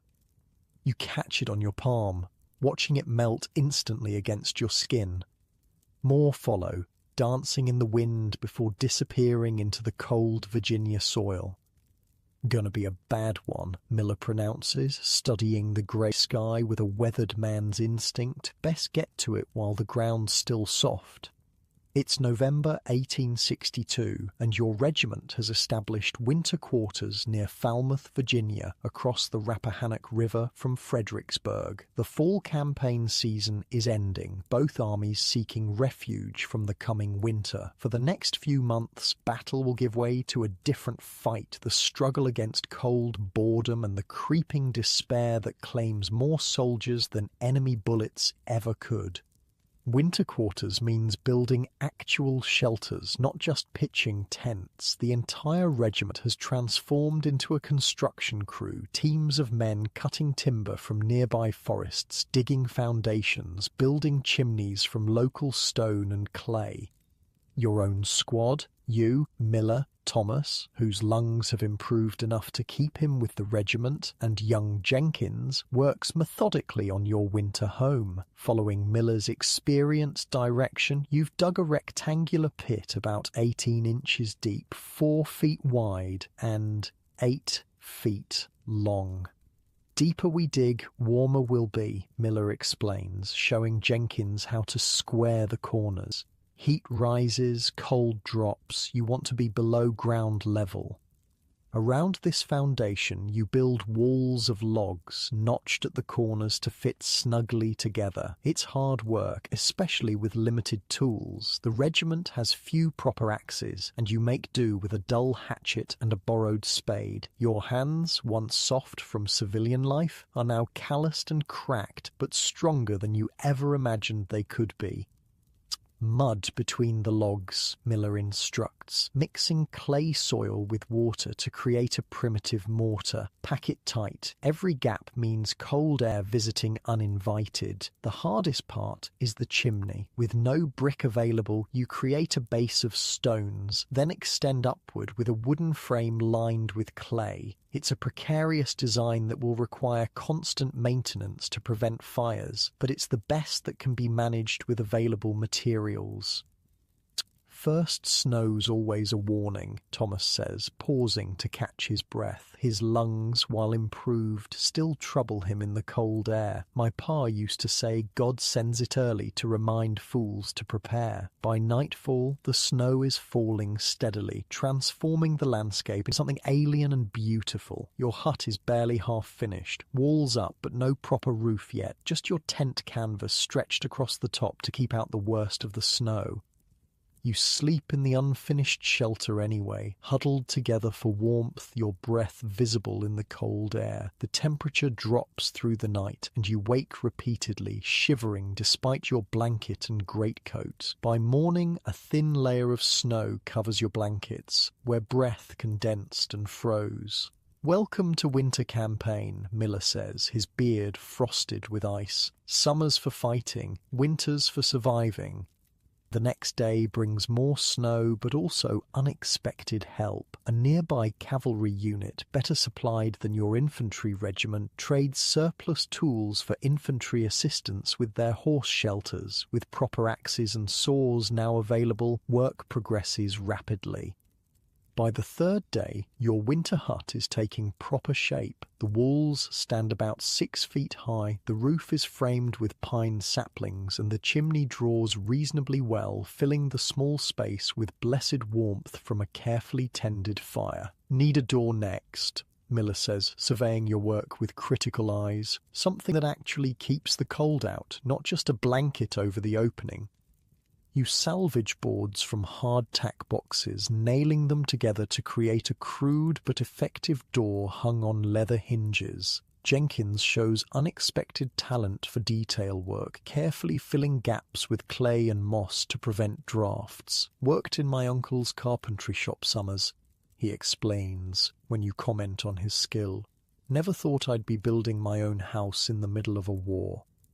For that's what these structures are becoming, not just shelters, but homes. Throughout the regiment's camp, similar huts rise from the snowy ground, each reflecting the personality and ingenuity of its inhabitants. Some are plain wooden boxes, while others show surprising architectural flourishes, porches, decorative chimneys, even glass windows salvaged from abandoned farmhouses. Soldiers make do, Thomas observes, admiring a particularly elaborate hut where someone has created actual shingles from split wood. Give a soldier nothing but dirt and sticks, he'll build you a palace and complain it needs curtains. By the end of the week, your hut is complete, and none too soon. A proper winter storm descends, wind howling around the chimney, snow piling in drifts that reach the eaves in places. Inside, hunched around the small fire, you feel a surprising contentment. The space is cramped, smoky, and primitive by any civilian standard, but compared to a tent or open bivouac, it's practically luxurious. Home sweet home, Miller declares, using his knife to carve this sentiment into the wooden lintel above the door, at least till spring. The true challenge of winter quarters isn't building the shelters, it's filling the endless hours that follow. With no battles to fight or marches to make, the army settles into a strange routine of limited duties and vast stretches of unstructured time. Daily roll call continues, along with drilling when weather permits. Picket duty rotates through the companies, sending men to cold outposts along the river where they watch for enemy movement through swirling snow. Wood must be gathered constantly to feed hungry fires. But these activities occupy only a fraction of each day. Boredom kills more soldiers than bullets in winter, Miller tells Jenkins, who's grown restless after just a few days of confinement. Man's mind turns against him when it's got nothing to chew on but itself. Different men find different solutions to this problem. Some gamble endlessly, using cards, dice, or improvised games of chance to pass hours and exchange the few coins they possess. Others write letters, filling pages with detailed descriptions of camp life and carefully avoiding mentions of the dead or dying that might worry loved ones at home. Religious men form prayer groups, holding services in larger huts or gathering around visiting chaplains. The more musically inclined organize impromptu concerts, fiddles and harmonicas, creating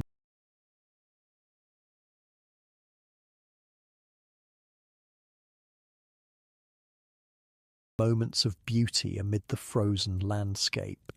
Your own squad develops its own rhythms for surviving the long winter days. Miller spends hours maintaining equipment, not just his own, but everyone's in the hut. He shows you how to properly grease leather to prevent cracking in the cold, how to keep rifle mechanisms functioning despite frost, how to waterproof boots with a mixture of beeswax and tallow.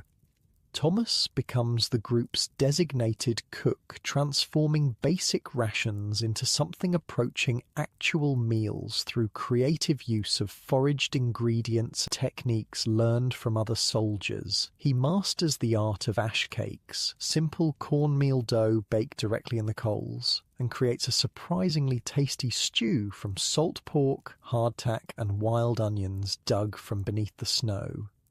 Jenkins, the youngest, serves as the hut's connection to camp gossip and news. Something about his eager, boyish face makes others share information with him, and he returns each day with stories and rumours from across the regiment. Some are obviously false, the war ending by Christmas, the Confederates surrendering en masse, but others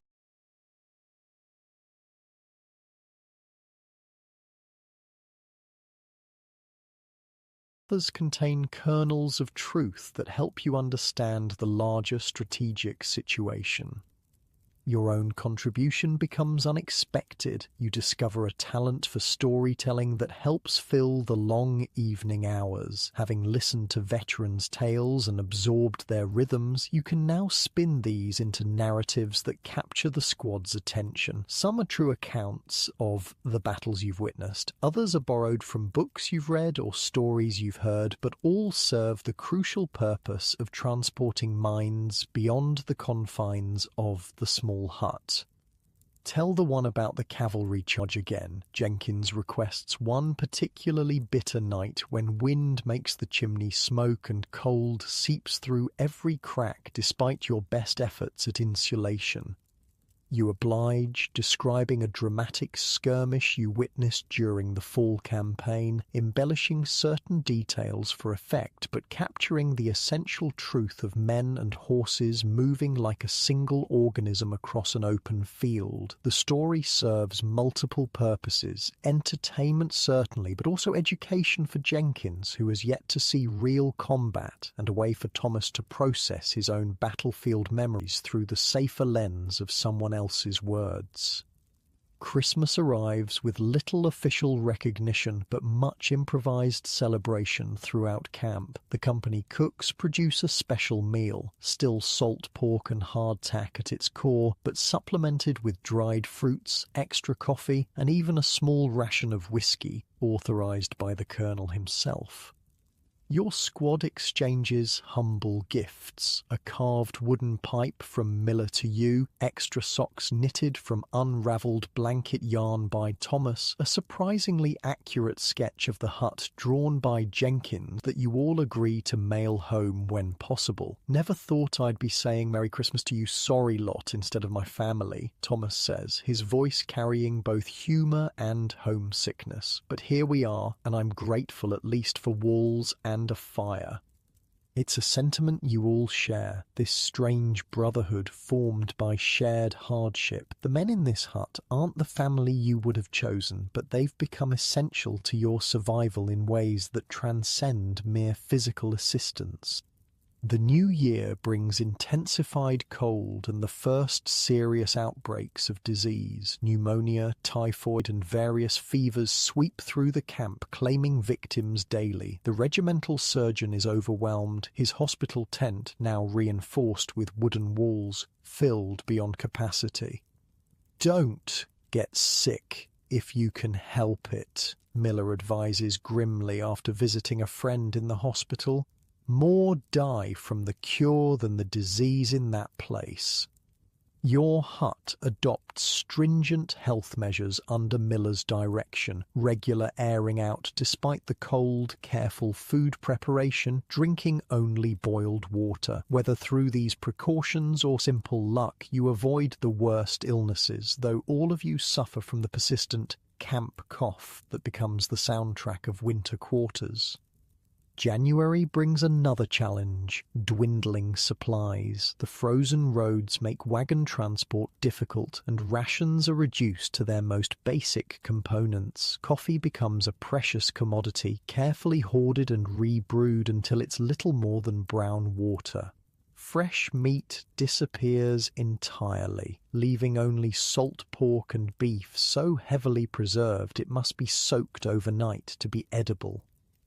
Army logistics, Miller explains when Jenkins complains about the deteriorating food situation. Summer and fall, they stockpile for winter. By January, supplies run low. By February, we'll be eating our boots unless roads clear. He's only half joking. Veterans tell stories of previous winters when men boiled leather straps for soup, ate bark and roots, or went days with nothing but melted snow and hardtack too worm-eaten to be recognized as food.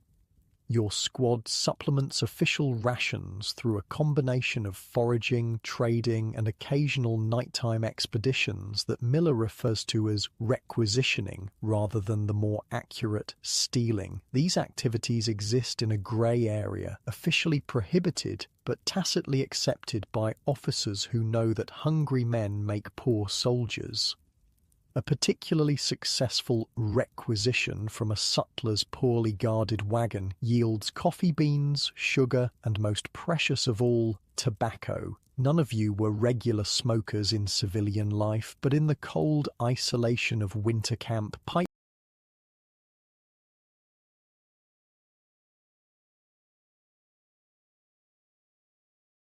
become essential companions, the ritual of smoking as important as the tobacco itself.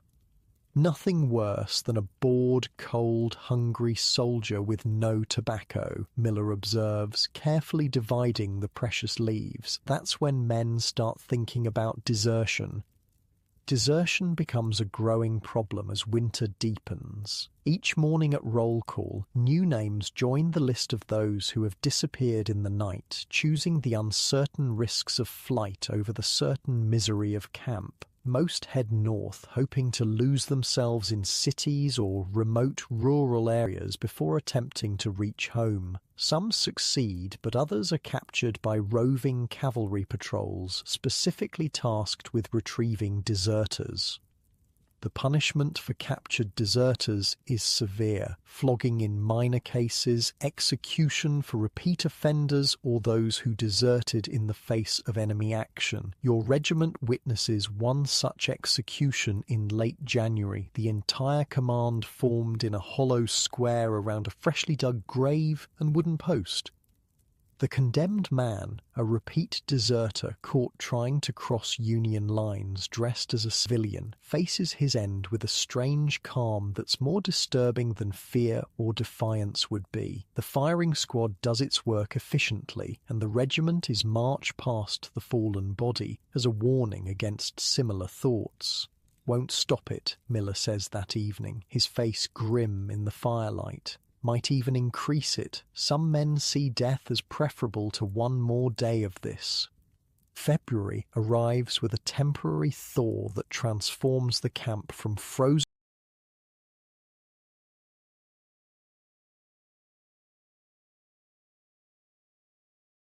misery to liquid misery. Snow melts into mud so deep that moving between huts requires boards laid as walkways. The carefully dug drainage ditches around your shelter overflow, allowing water to seep through the ground and into your living space.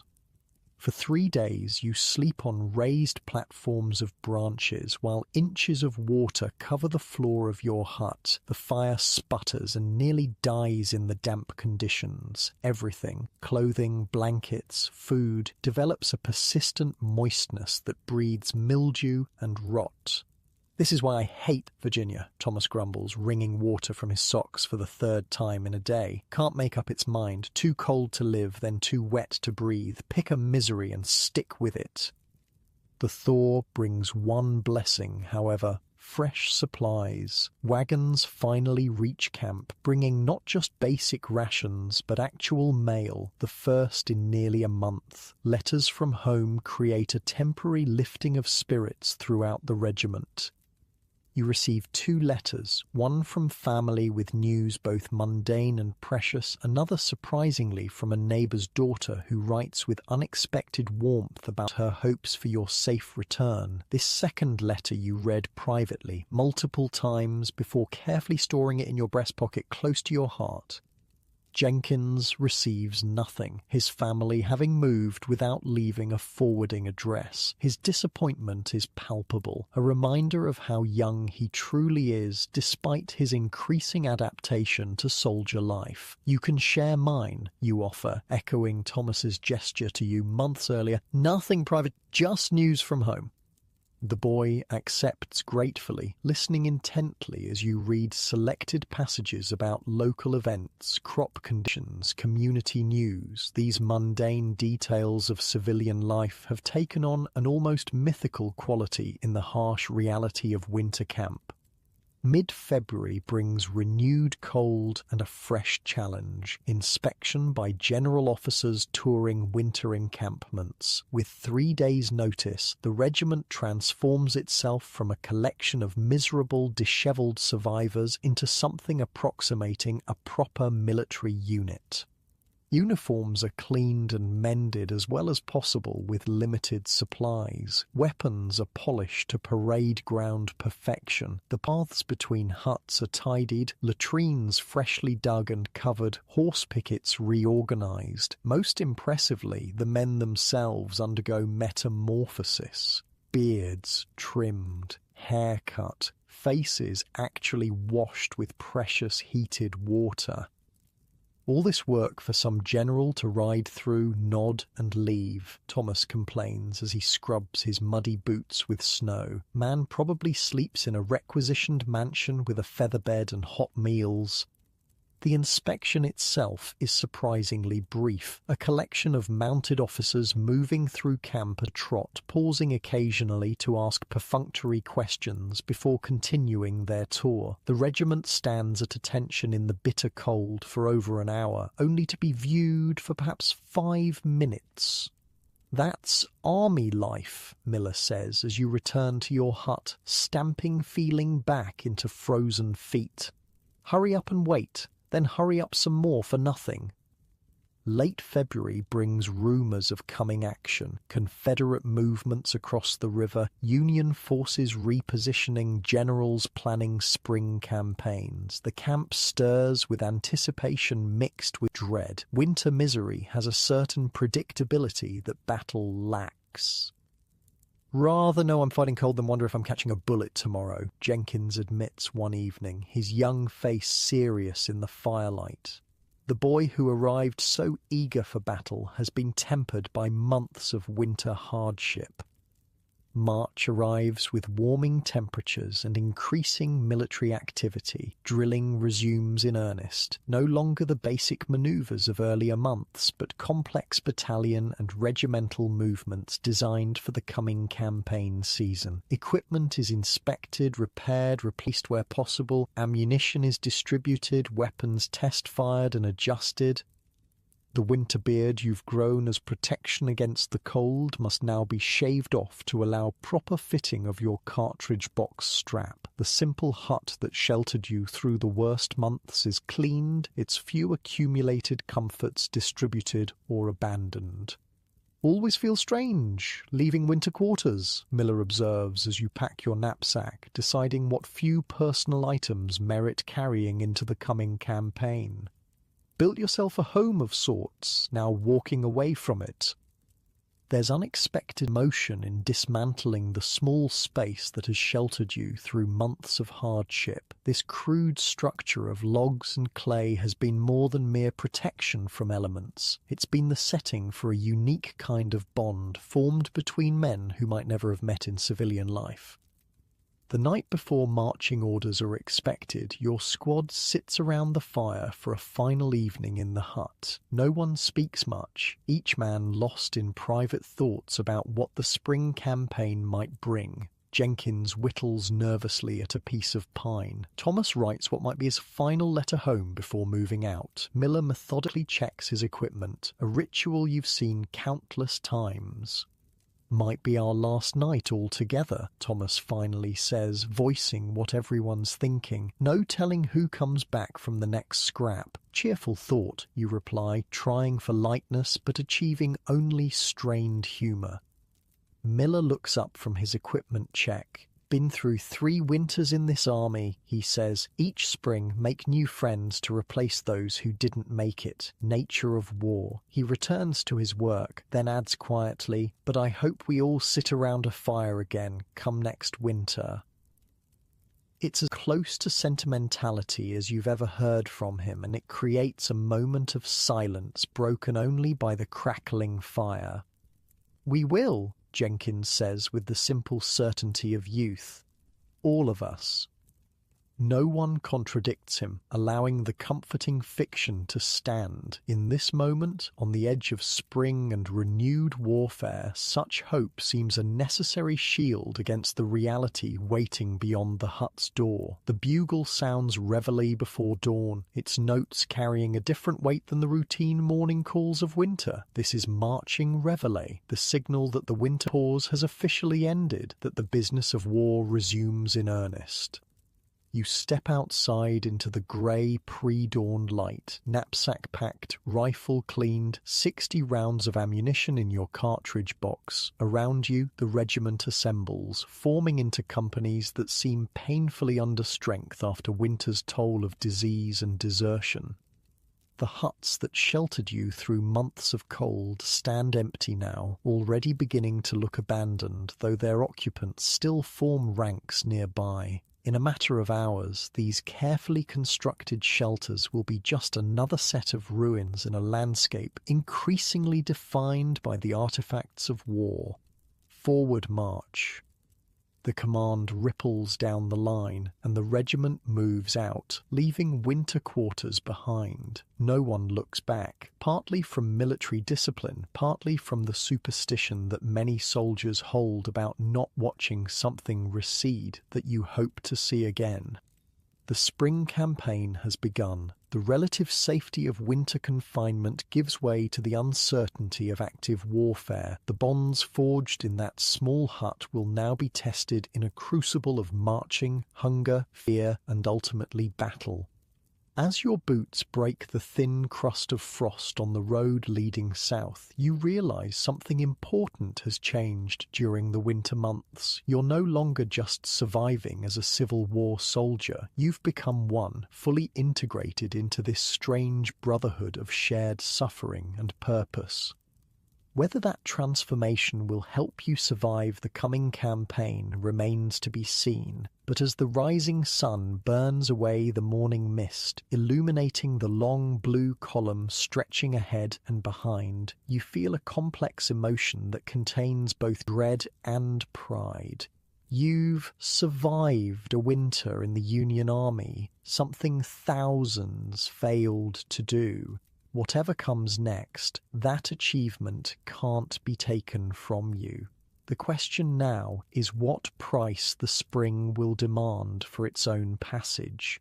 The war doesn't end for you with a grand battle or heroic charge. It ends with a letter delivered to your regiment in early May 1865, a full month after Lee's surrender at Appomattox. Honourable discharge, the captain announces, handing you the official paper with its ornate letterhead and formal language. Medical reasons. Report to Washington for processing and final pay. You stare at the document, trying to process its meaning. After nearly 3 years of service, hundreds of miles marched, a dozen battles survived, it ends not with a bang, but with a bureaucratic whisper. The medical reason is clear enough. The lingering effects of a Minié ball that found your shoulder during the Petersburg campaign last winter. The wound wasn't immediately life-threatening, but it never properly healed, leaving your left arm weakened and prone to painful spasms.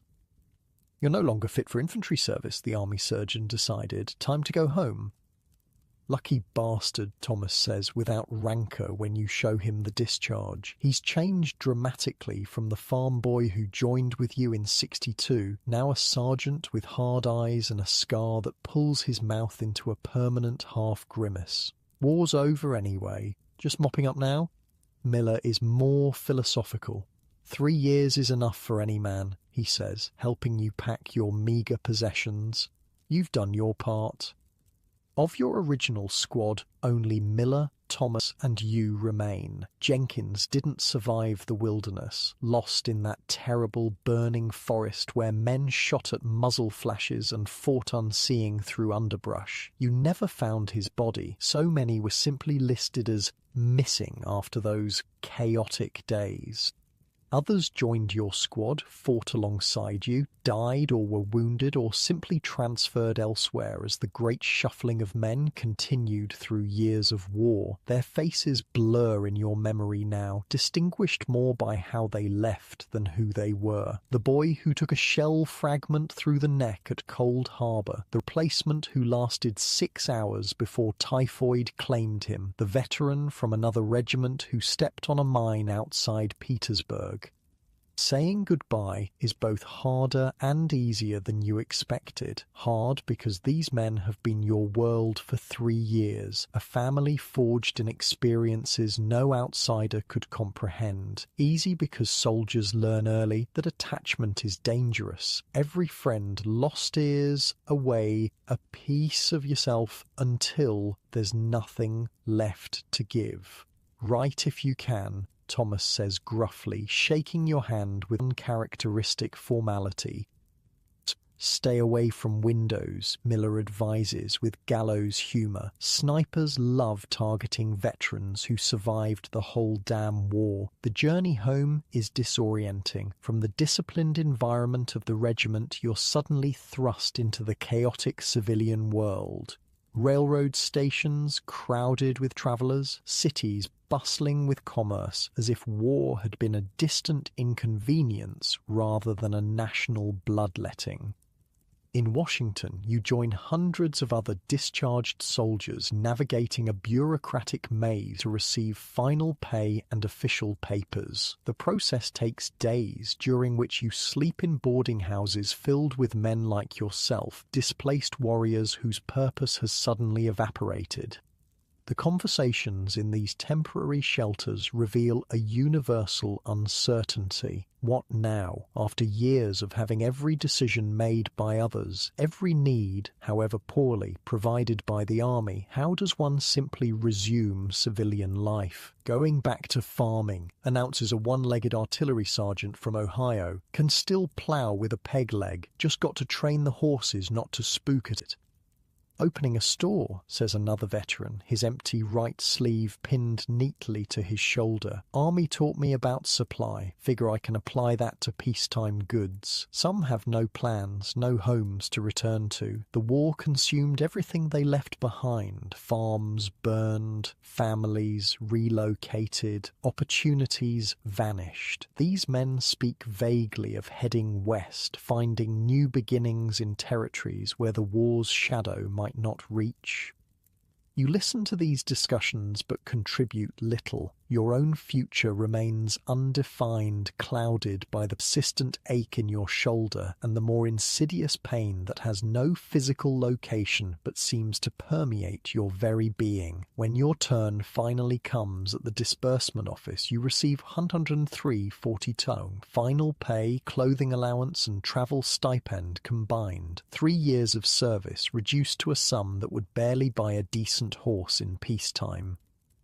Sign here, the clerk says mechanically, pushing a form across the desk, acknowledges receipt of funds and terminates all claims against the United States government related to your service. You sign, watching your hand form the signature as if it belongs to someone else. That simple act severs the last official connection to your soldier identity. You are, on paper at least, a civilian again. The train journey home takes 3 days, passing through landscapes still bearing the scars of war, burned-out farmhouses, fields lying fallow, bridges hastily rebuilt after strategic destruction. At each stop, soldiers get on or off, some in uniform, others already in civilian clothes but betrayed by their military bearing or the haunted look common to veterans.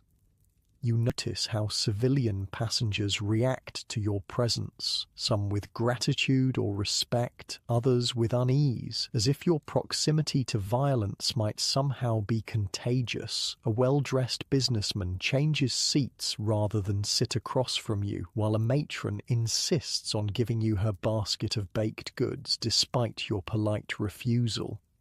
"They don't know what to make of us," observes an elderly veteran of both the Mexican and Civil Wars, seated beside you for one leg of the journey. "Can't decide if we're heroes or killers or both. Truth is, we're just men who've seen things they can't imagine and hope they never will." The final miles to your hometown pass with increasing anxiety. 3 years have transformed not just you, but potentially everything and everyone you left behind. Letters home, while regular, conveyed only the most sanitized version of your experiences. How do you reconnect with people who knew the person you were, but cannot comprehend the person you've become? The train station is much as you remember it, though a new monument now stands nearby, a simple obelisk bearing the names of local men who didn't return. You scan it automatically, recognizing several names from your old neighborhood. No one meets you at the station. Your arrival date was uncertain, and telegrams are expensive. You shoulder your knapsack, the weight familiar after years of carrying much heavier loads, and begin the mile walk to your family's house. The town seems simultaneously unchanged and utterly different. Buildings stand where you remember them, but signs have changed. New construction has filled empty lots, and the people are engaged in normal activities that now seem alien to you. A woman hangs laundry without scanning the horizon for smoke. Children play without falling silent at approaching footsteps. Men argue over business matters as if such concerns are life and death. You pass the general store where you bought your first pocket knife, the church where you sat through interminable sermons, the school where you learned to read and write. Each landmark exists in double vision, what it was in your memory, what it is now in reality. People glance at you, some with recognition dawning in their eyes, others with the wary look reserved for strangers. Your uniform, worn for the journey home because you own no civilian clothes, marks you as a returning soldier. Several men nod respectfully. A former schoolmate starts to approach, then hesitates, perhaps noting the difference in your bearing or the hardness in your eyes. Your family's house appears around the bend in the road, the familiar 2-story clapboard with its sagging porch and crooked chimney. Smoke rises from the kitchen, suggesting someone is home, preparing an ordinary meal on an ordinary day that is about to become extraordinary. For a moment, you consider continuing past, walking to the next town, the next state, anywhere but into the inevitable awkwardness of reunion. How do you explain to these people who love you that the person they remember no longer exists? How do you tell them about Miller and Thomas and Jenkins and all the others without revealing the horrors that bound you together? The decision is made for you when the door opens. Your mother emerges, shading her eyes against the afternoon sun, alerted perhaps by some sixth sense that her child approaches. She sees you, freezes for a heartbeat, then runs down the path with a cry that contains both joy and the release of years of fear. The embrace is both comforting and uncomfortable. Comforting in its genuine emotion, uncomfortable in the intimacy you've grown unaccustomed to after years in the masculine world of the army. You return it stiffly at first, then with increasing abandonment as something breaks inside you. "You're home," she says, pulling back to study your face with tear-filled eyes. "My boy is home." Boy. The word strikes a discordant note. You haven't been a boy since watching Jenkins bleed out in the wilderness, calling for his mother with his last breath, but you nod, unwilling to correct her in this moment of reunion. The next hours pass in a blur of emotions and introductions. Your father, greyer and more stooped than you remember, pumping your hand with fierce pride. Your younger siblings, some barely recognizable after 3 years of growth, alternately shy and exuberantly curious about your experiences. Neighbors arriving with food and questions and tearful gratitude for your service. Through it all, you maintain the facade they need, the returning hero, sobered by war but essentially unchanged. You answer questions selectively, focusing on the camaraderie and patriotism, omitting the terror and brutality. You accept their gratitude gracefully, though inside you question what exactly you accomplished that deserves such thanks. That night, given your old bedroom now shared with a younger brother who watches you with undisguised hero worship, sleep eludes you. The bed is too soft after years of ground or wooden bunks. The silence is too complete without the sounds of men coughing, shifting, occasionally crying out from nightmares. The safety is too absolute without the need to maintain constant vigilance.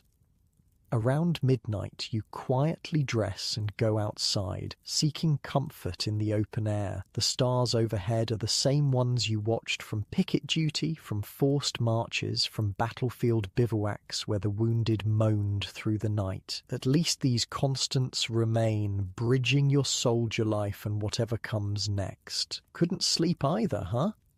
The voice startles you. You've grown unaccustomed to being approached without noticing. Turning, you see an older man sitting on a nearby fence, smoking a pipe. Something in his posture signals a fellow veteran before he even speaks further. Mexican War, he says, confirming your suspicion. Came home in 48, couldn't sleep indoors for a month. How long, you ask, the question encompassing far more than just the sleeping difficulty.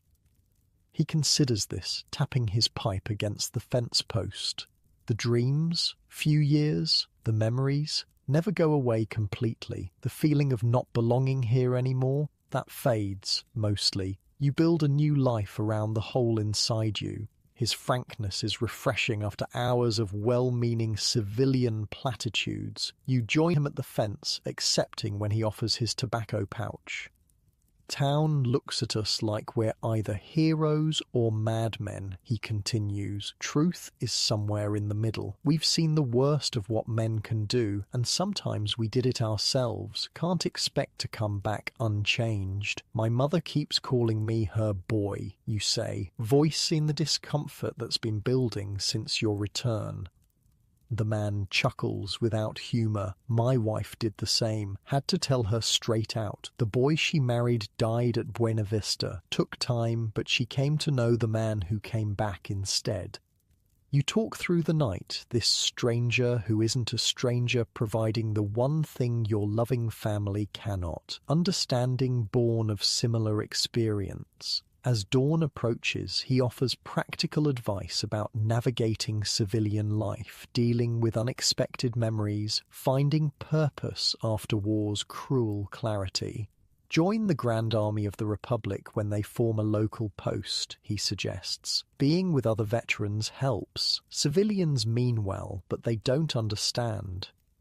The next weeks establish patterns that will define your immediate future. Days spent helping with the family business, relearning civilian skills, enduring well-intentioned inquiries about your adventures. Nights often find you awake, sometimes walking until exhaustion forces sleep. Sometimes writing letters to Thomas and Miller that contain truths you cannot share with those around you.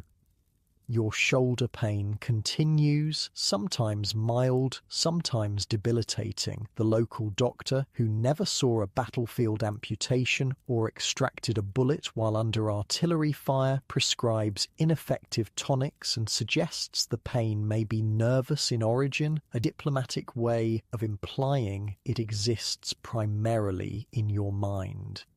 The nightmares come regularly, tangled reliving of battles, faces of the dead, moments of terror and guilt from 3 years of war. You learn to wake silently, to calm your breathing before it alerts others, to sit in darkness until the images fade enough to attempt sleep again.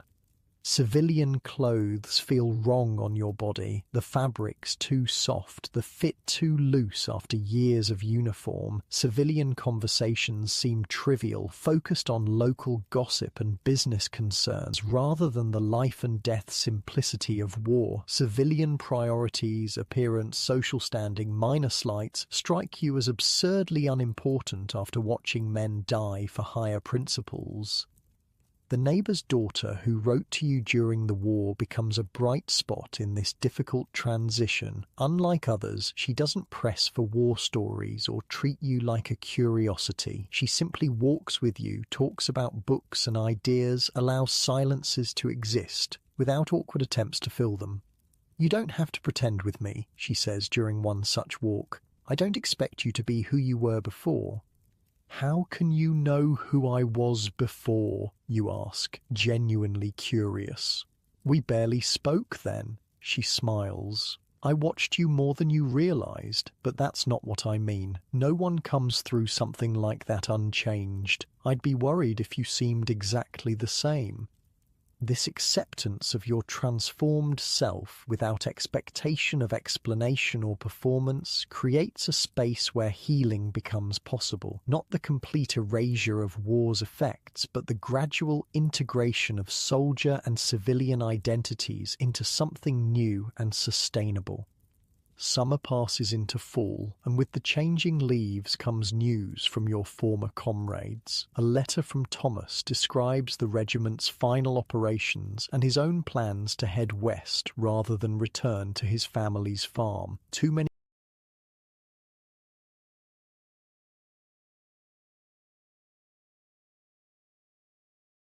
ghosts in Ohio, he writes. Need open country where a man isn't reminded of what he's lost with every familiar view? Miller's letter is briefer but more immediately concerning. He's in a veteran's home in Hartford. His